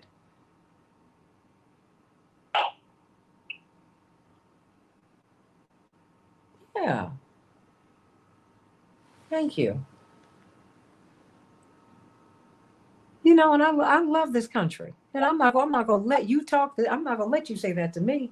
I watched my father put on a bulletproof vest and a bulletproof coat in his love for this country, willing to die while he's just trying to run for president and fight for a more just society and a more peaceful world. How dare you? Dr. King had his neck blown off, fighting to make this country right. And we sent W.E.B. Du Bois out of here. And Paul Robeson, too. People who tried to make America right. Aren't you tired? When are you going to grow up? 10 seconds. And stop asking me to buck and smile and dance when you are wrong. That's over.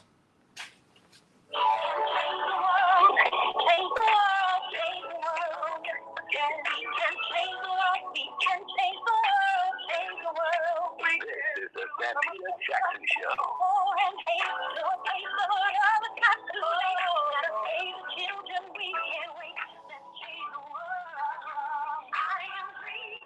Hey, everybody. Boy, oh boy, oh boy. Tim, you get me going, and I love you for it. I love you, and I love you for your support, even as we disagree on a lot of things. But one of the things I appreciate about Tim, and I want everyone to hear me now, among the first listeners that I ever had was Tim.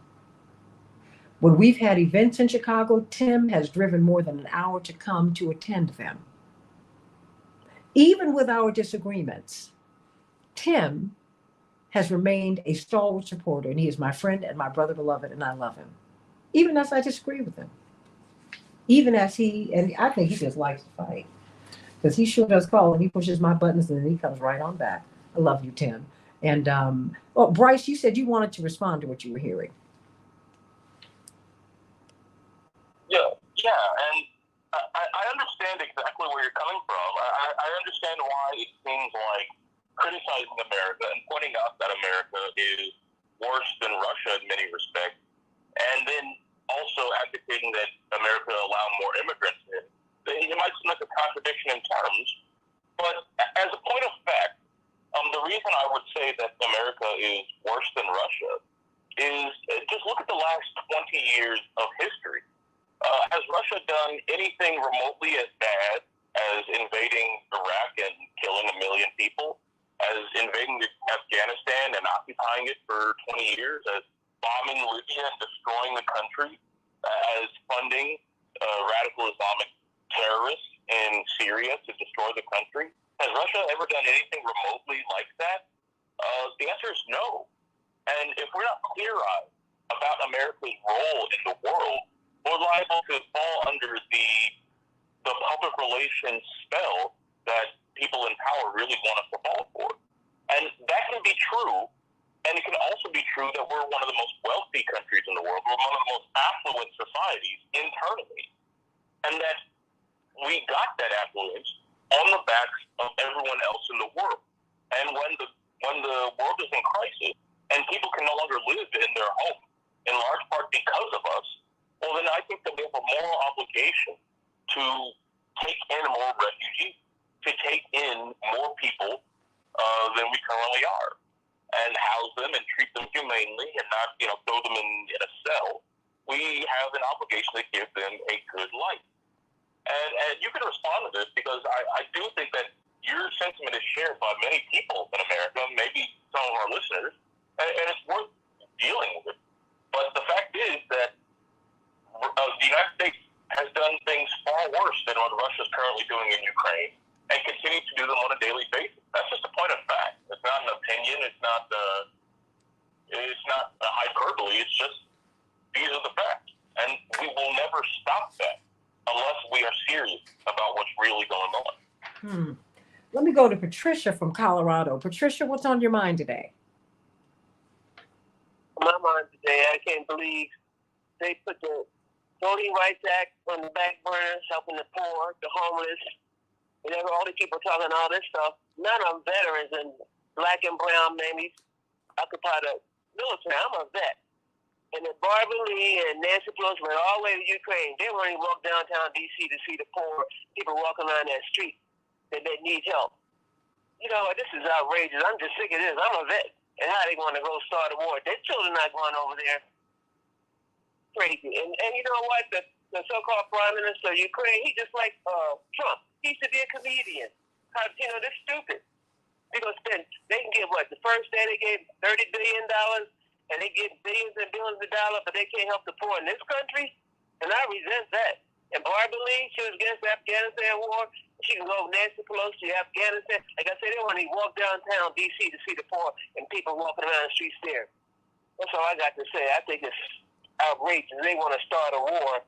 Nuclear war can destroy the whole earth. That's all I got to say. I mean, I hear and feel your pain. I'm not a veteran, but I hear it. It's like, wait a minute. And the fact is, we've got to be able to ask these questions. And I was just accused of sounding like right-wing radio. Enough with the labels already. That's not what I sound like. And I'm not angry. Oh, no, no, no, no, no. I am grown. And I don't let you or anyone else determine how I react to things. We're accustomed, particularly to women or Black people, just always smiling. It's okay. It's okay. It's not okay. When you're wrong, you're wrong. It's not okay.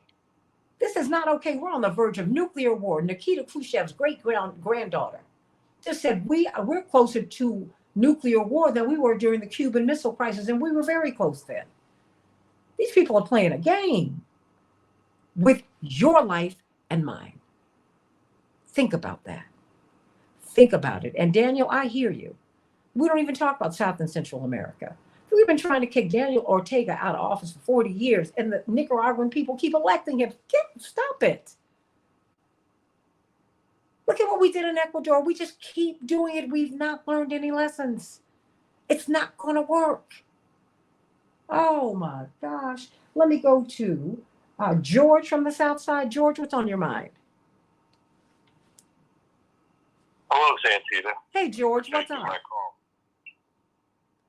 Well, far be it from me to correct anybody for anything, but it was said earlier in the show that Adam Kinzinger is a Chicago area congressman. The district he represents, the 16th, is a downstate district, and it does reach the exurbs of the Chicago area, primarily in western McHenry County. But it is not in any way, shape, or form a Chicago or even a Chicago area district. He's definitely a downstater. If he was from Chicago, he'd never get elected to anything. But primarily, I would say because he's a Republican, because we tend not to elect Republicans here. And I will stand on that because that is what I said. And he's described as a Chicago area congressman because he does touch the exurbs. And because I think that nationally, that's the easiest way to describe him for political reasons. But I accept that. And thank you for that, George. Alrighty. Can I add something very quickly? Of course. Can I add something very quickly? I wanted to clarify what the caller Tim had said earlier about the distinction between asylum seekers and naturalization. It's a very big, long path before an asylum seeker can ever even think about naturalization. When they're thinking about people coming to the United States and falling in line, the line is very hard to get into. You have to have a family member. You have to have some employment. You have to have some kind of extraordinary ability for some kind of non-immigrant visa. You have to be subject to a crime. I mean, there's only about 5 different ways to get into the United States. And out of those 5, it doesn't cover the amount of people that want to come into the United States. So I don't want to confuse the listeners with what the subject matter is. The subject matter is the asylum seekers that are being detained. These are people that are fleeing their countries because of political harm, racial harm, nationality, discrimination, religious harm, or some kind of membership in a particular social group. Those are the reasons why they're leaving their country in order to come either by plane or by foot or by boat in some cases in order to get into the United States. Those that are seeking naturalization, they've already been here for about 5 years. They've already had a green card. Those are 2 different types of populations of immigrants that we're talking about. In this particular subject area, we need to keep in mind that the policies and the laws that we're debating today disparately impact Black immigrants specifically. And I'd like to add brown immigrants because Central and South America are also full of brown immigrants that are trying to get to the United States. How does that distinguish themselves from the Europeans?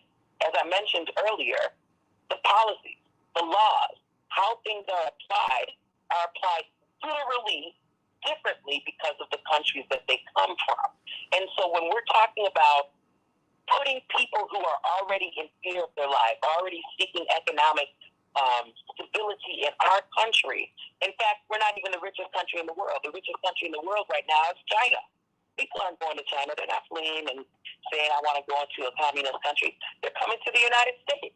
They're going to places like France and Belgium and places like that. But the truth is they're mostly coming to the United States because we, United United States markets ourselves as being welcoming. We market ourselves as being open and honest and all of those things.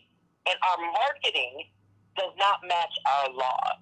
And that is why these individuals are being detained, or, as has been said in the article, jailed. Because these detention centers are privately owned jail systems in which these immigrants are being placed in them in order to curtail their movement within the United States. These are things that we need to make sure that the American public is clear on.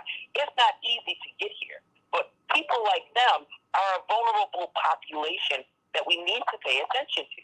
We need to focus on who we're putting in office in order to make sure that they represent the voices that we are speaking now, which is to stand up and speak out, to treat them with just and fair laws so that they can also seek the protection of our laws. No. You don't apologize. I mean, but these laws come out of our historical practices, right? And so I think that, well, we can talk about laws all we want and the immigration experience. First of all, Black people don't have an immigration experience here historically. That's not what we did. We were brought here, dragged here. And I think that is part of the disconnect. Many years ago, but people like my parents who came voluntarily in the 60s had a different experience. No, but that's not what I'm saying. But Anastasia, here in the United States, they weren't ready for the black-on-black crime that they experienced in this way. And the white on black crime. But Anastasia, what I'm trying to say to you, because listen, what I'm trying to tell you is this, because I am not one of those who thinks you're less than I am. No. What Black people who are descendants of slaves have always tried to do is put our experience out there, because whites have always tried to cover it up. They're more comfortable with the Black immigrant experience. No one ever wants to talk about the slave experience. We don't want to talk about that today. But that's another conversation for another day. What I'm trying to say to you when I say that, what we have to help our Black and brown brothers and sisters understand when they come here is what it really is like when they get here.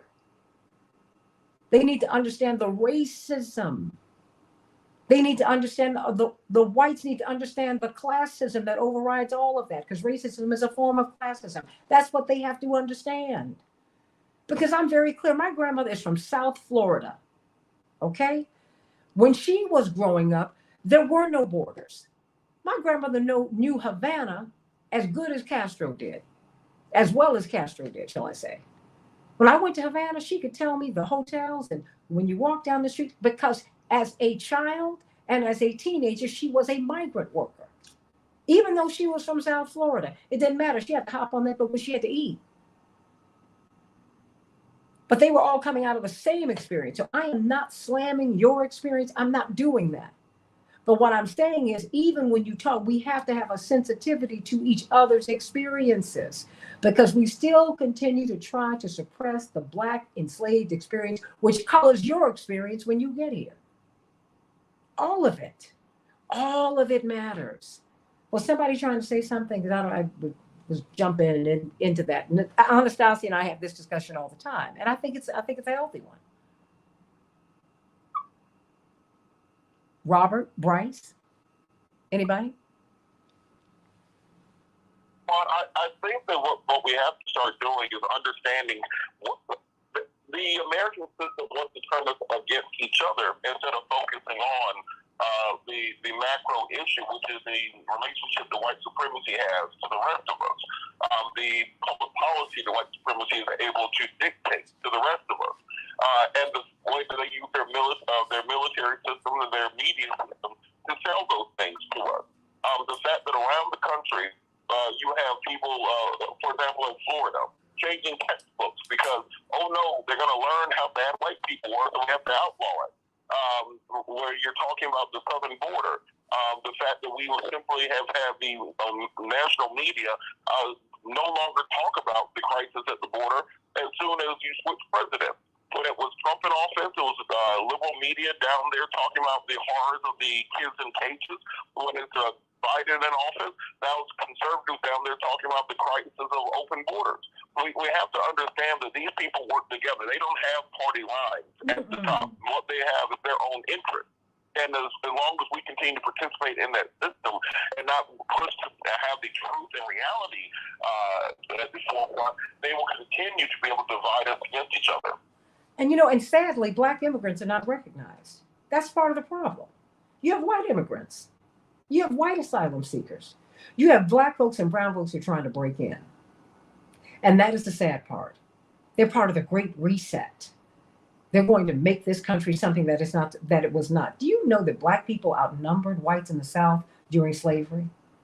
State after state after state after state after state. And we need to understand the whole history.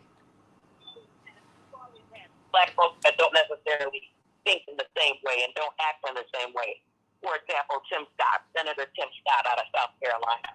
He didn't vote for the first Black woman to be Associate Justice of the Supreme Court of the United States. Mm-hmm. We have tons of Black people in the United States who have the power to vote, who have the power to voice their opinions, but don't voice it in a way that benefits the community as a whole. So we can't necessarily think that because of the numbers, we would have gotten the power and the influence that we needed in order to make the country better. I think what we have right now is a situation where there's a lot of people that are confused. I think just before we turned into the subject, we talked about that. Are Democrats really doing something for us?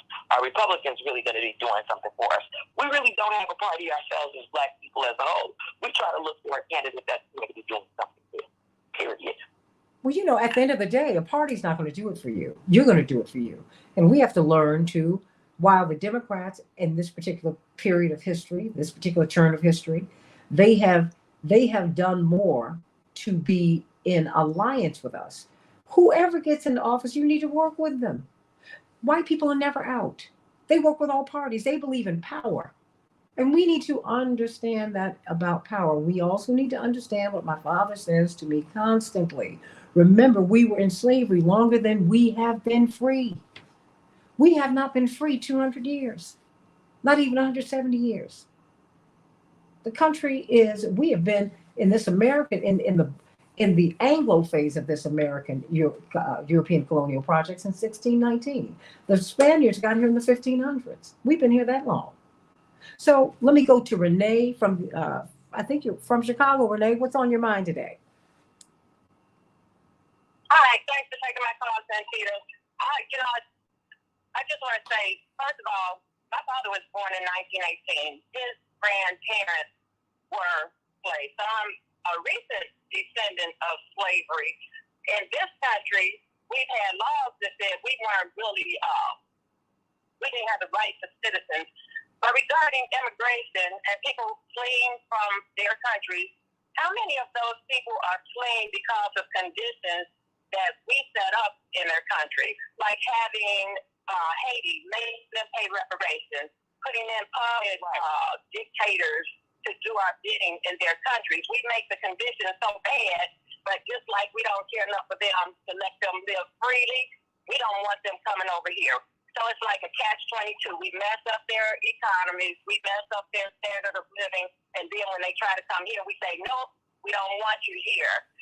Same thing can be said for, we have so many troops on the ground in Africa and Venezuela. They were thriving, but then after their leader, Chavez, died, we put sanctions on them under their new leadership, who was trying to help the blacks and browns of Venezuela, but we don't want that. So didn't we take over their oil so that instead of them having their own oil supply thriving from the benefit of it, we put those sanctions against them. And we even tried to overthrow their democratically elected president.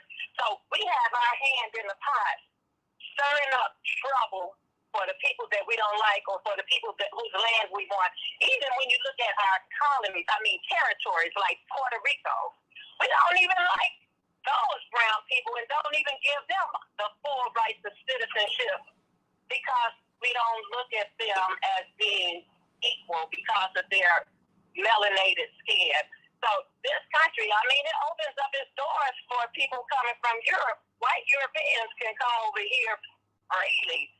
We want to whiten things up, and I think they're afraid that we're getting too dark anyway. So we're going to let all of them come in while we keep the stop sign up for other people. And I'm upset that Biden and our government didn't try to negotiate peace in the Ukraine between them and Russia instead of giving weapons to some people who are known to be neo-Nazis, and they might be the next people coming here to be on our police force. And I thank you for taking my call. Oh, hey, you're very welcome.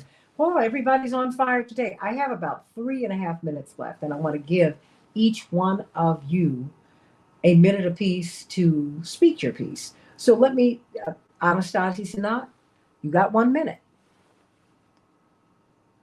Well, thank you so much, Renee, for bringing out the truth. The truth is, why are the black people leaving their countries that are black? Because we as the United States have messed with them, and so have other superpowers. If we help their economies and we get them back on shore, we're less likely to see these black immigrants be harmed here in the United States. But I do agree with you, Santita Jackson.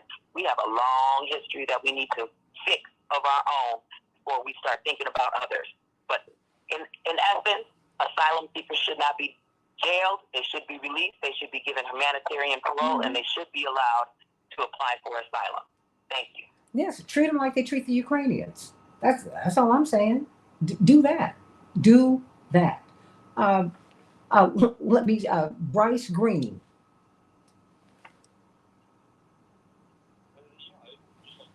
Everything that's been said, a major theme of the migrant crisis around the world has been U.S. activity. In South America, there are Haitian earthquakes, brutal terrorist wars against the local population, and that's had effects that echo today. Part of the reason those areas are so messed up is because, we supported dictators there to destroy the country. We supported drug running operations that destroyed populations. And then we have the nerve to act indignant whenever they come knocking at our door, asking for us to open our purse. And so that just it demonstrates American hypocrisy.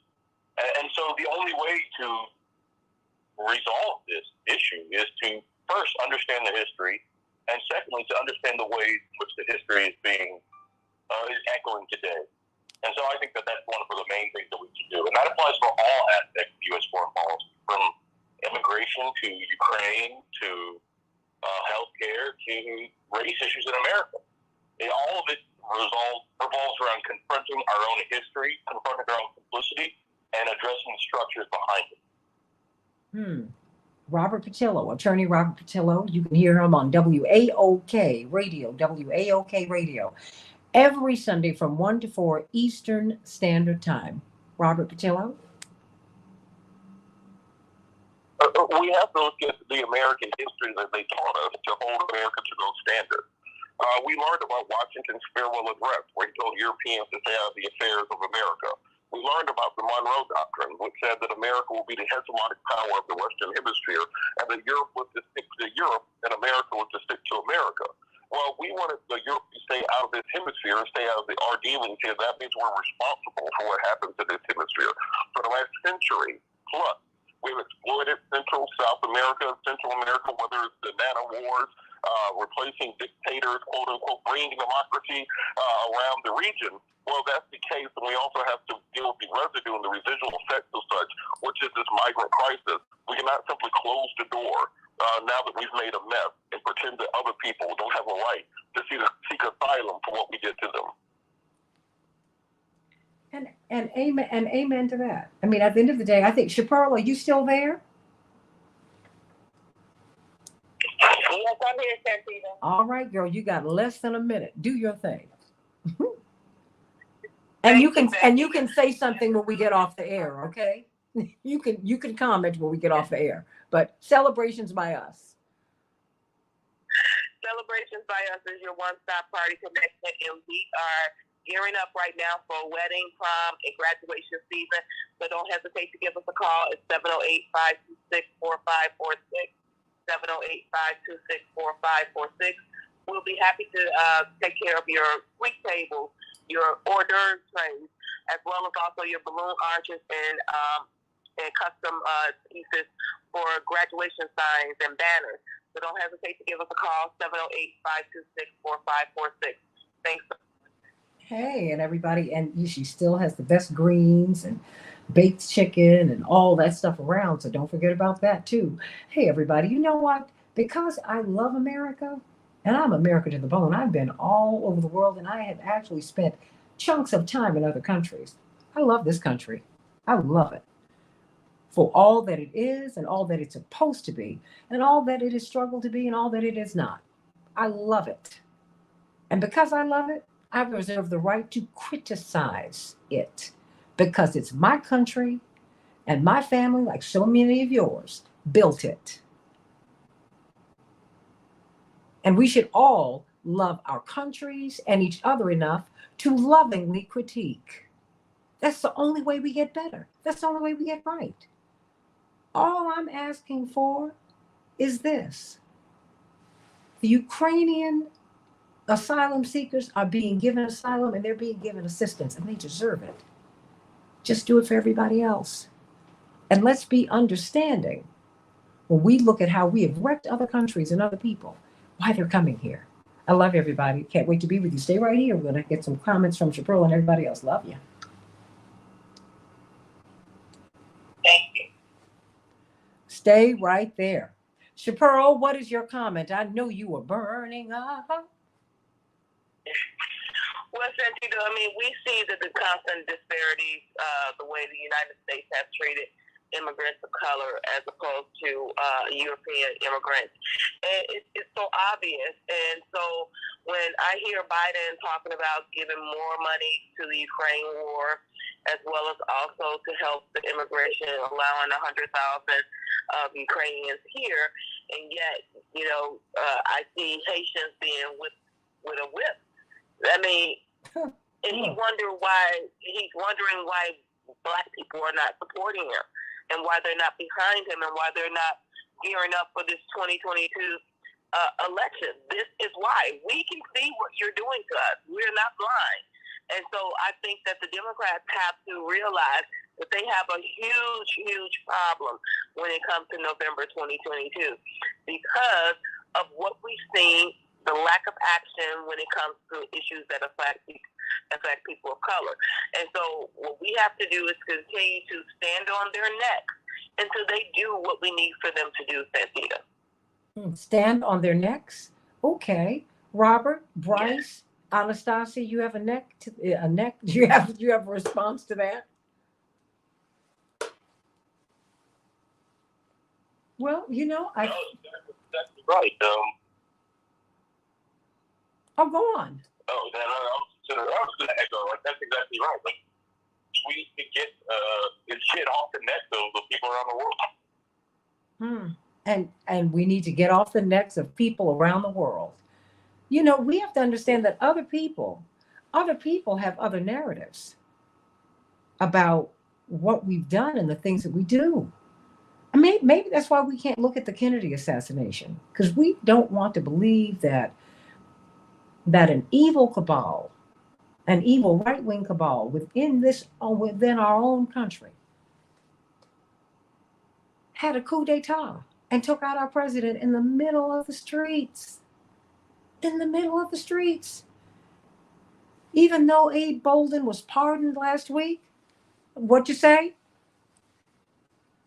I mean, all we want to do is talk about Abe Bolden being the first Black Secret Service agent, but no one wants to talk about the fact that he's the only Secret Service agent, including the one who jumped in the car with Jackie Kennedy. He's the only one who said the Secret Service didn't obey their protocols and they have not liked President Kennedy. No, this isn't right. He's the only one who did that. He was the only one who was going to hold the Secret Service not solely responsible, but partly responsible for that man's assassination. He's the only one. Bryce, and we're not even hearing about it because we can't face the truth. Bryce, you still there? As long as we're able to, as long as we're able to just hide these truths of empire, then nothing will ever get better. Nothing will ever come to light. No one will ask serious questions if we're, dealing with illusions when we think about our country. And that's not to say that there aren't good things about this country. There are plenty of good things about the United States. But the problem is that we do not live up to the ideal that we set for ourselves. And that's really the most important thing that I think will motivate people to expose the contradiction between what we say we are, what we believe we are, and what we're actually doing around the world. Like, there are polls taken every couple of years that ask people all over the world which country is the biggest threat to global peace. And for the last several decades, it's really been the United States who's taken the lion's share of people's concerns. They get a plurality every time. It's not Iran, it's not Russia, it's not China, it's the United States. And that's because other people around the world, they don't see Russian-made bombs blowing up their homes. They don't see Russian drones or Chinese military bases all over Africa. They see the United States. And they see United States guns, they see United States drones. And that's something that's usually hidden from the people at home. And so the myth is allowed to continue. And it's not going to work. What we're doing is so dangerous for us to live in this reality, to live in a lie. It's got to stop. We don't even want to teach that slavery happened. There's a wonderful show, Delicious Miss Brown. It's on the Food Network. I love this young woman. Love her, love her, love her. And she is always trying to talk about where her recipes came from, the ancestors. And she talks about the Gullah people because she's from the Low Country in South Carolina. That is the southern part of the state. I'm real familiar with South Carolina because that's where my father and his family are from. And she said I was reading an article about her, and she said, I was trying to talk about a particular recipe coming from slavery. And the producer said, oh, no, we don't want to talk about that. And she said, well, I guess they're just not ready. And, she's got to keep her show, and she's doing more good being on the air than not being on the air. But no, we don't want to talk about that. Well, when do we talk about it? When? And I'd like to know your family lineage, because we got to talk about yours all the time. Everybody's family lineage. Everybody else who immigrates here, that's part of their story. But I can't talk about mine, and I've been here almost 500 years. Oh, no. No, I'm not going to do that. That's a betrayal of people I have known, my grandmamas, my great-grandmama, my granddaddy. No, I'm not going to let you do that. I'm not going to betray them. I'm not going to do it. No, not me. No. Because I hope when I get to the other side, I'm going to see my great-grandmama one day. I'm not going to have her look at me in the eye, telling me, why didn't you tell my story? Why did you leave me hanging?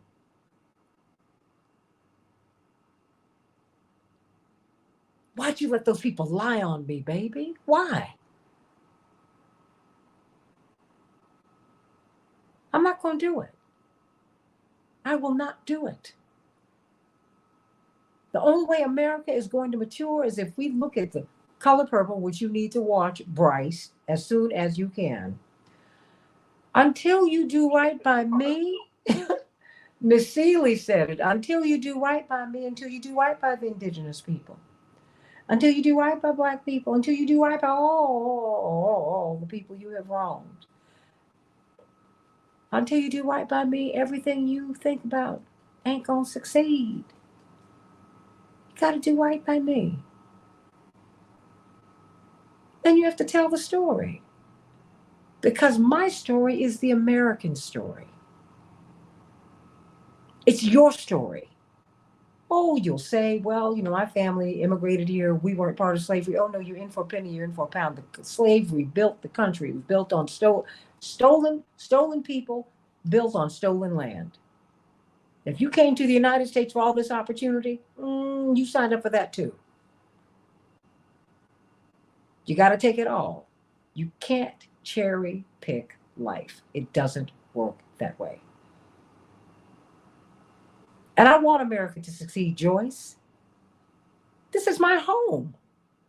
I have no place else to go. I was talking to a friend of mine who was saying, he was saying, because his family have been here really a generation. And he was talking about, well, maybe I'll, go to Europe. Maybe I'll do. I said, well, you know what? I said, see, that's the difference between you and me. I don't have that option. I'm here. And I got to make this work. And maybe that's the way God wanted it. I got to make it work, and I got to make it right. And I won't stop until we make it right. That's our obligation. That is our charge. That is our charge. That is our obligation. Send me your tired, your poor, your huddled masses who yearn to breathe free. That's everybody. That's everybody. Everybody. Everybody. And we all deserve that. So, Bryce, does anyone else have anything else that they have to say before we go today? Anybody? Okay. Well, all right. Well, it's been a fiery show, and it always is. Some more fiery than others, but this was fiery, and I'm glad that that's what happened. I'm glad it did. But this is where we are. This is where we are. Because now we have a congressman who is saying we need to have a red line. And I'm wondering how successful this resolution is going to be. Because that's the thinking. And they'll keep pushing and pushing and pushing until this goes through. They're going to keep pushing and pushing and pushing. Do you want to do this? Think about what $2 billion a month could do in the United States. When we talk about the broken supply chain, don't look to Putin. Don't look to him immediately. No. Remember when I brought in 2020, remember I had two farmers from Wisconsin who could not get their crops from the field to the street.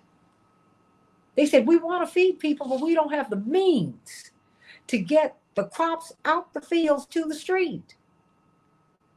We've had a broken supply chain for a long time. The food supply has been off for a long time. I'm gonna find that story. State Senator Nina, I can't believe I was about to call her Nina Turner because Nina Turner's race is on my mind. But she brought them on. She said, hey, this is the problem. The food is here. We're growing the food. But we will not make a way to get the food that has been grown in the fields just to the street so people can go to a farmer's market on the street, just outside of the farm. Now that's a 2-year-old story. That's a 2-year-old story. What are you doing? We're always looking for somebody else to blame instead of taking responsibility ourselves and trying to figure out the game that's being played on us. Nobody in the world should starve. Nobody. Why are we starving? In the United States? We've been blessed with the most fertile land. We have everything we need from sea to shining sea. Think about it. Think about those farmers who I had on 2 years ago who said, I'd like to get the food to you, but I can't. I can't even get it to the street. What? Think about that, everybody. Think about it. Think about it. Because it was black and white farmers, Jewel. It sure was. They were lamenting the fact that they couldn't get the food to the people. And that's still the case. So we'd rather let the food rot than feed people? Who thinks like that? Think about that. Think about that. Think about it. Think about it, everybody. And then do something about it. I love you, everybody. Can't wait to be with you tomorrow on the Santita Jackson Show. Bye-bye.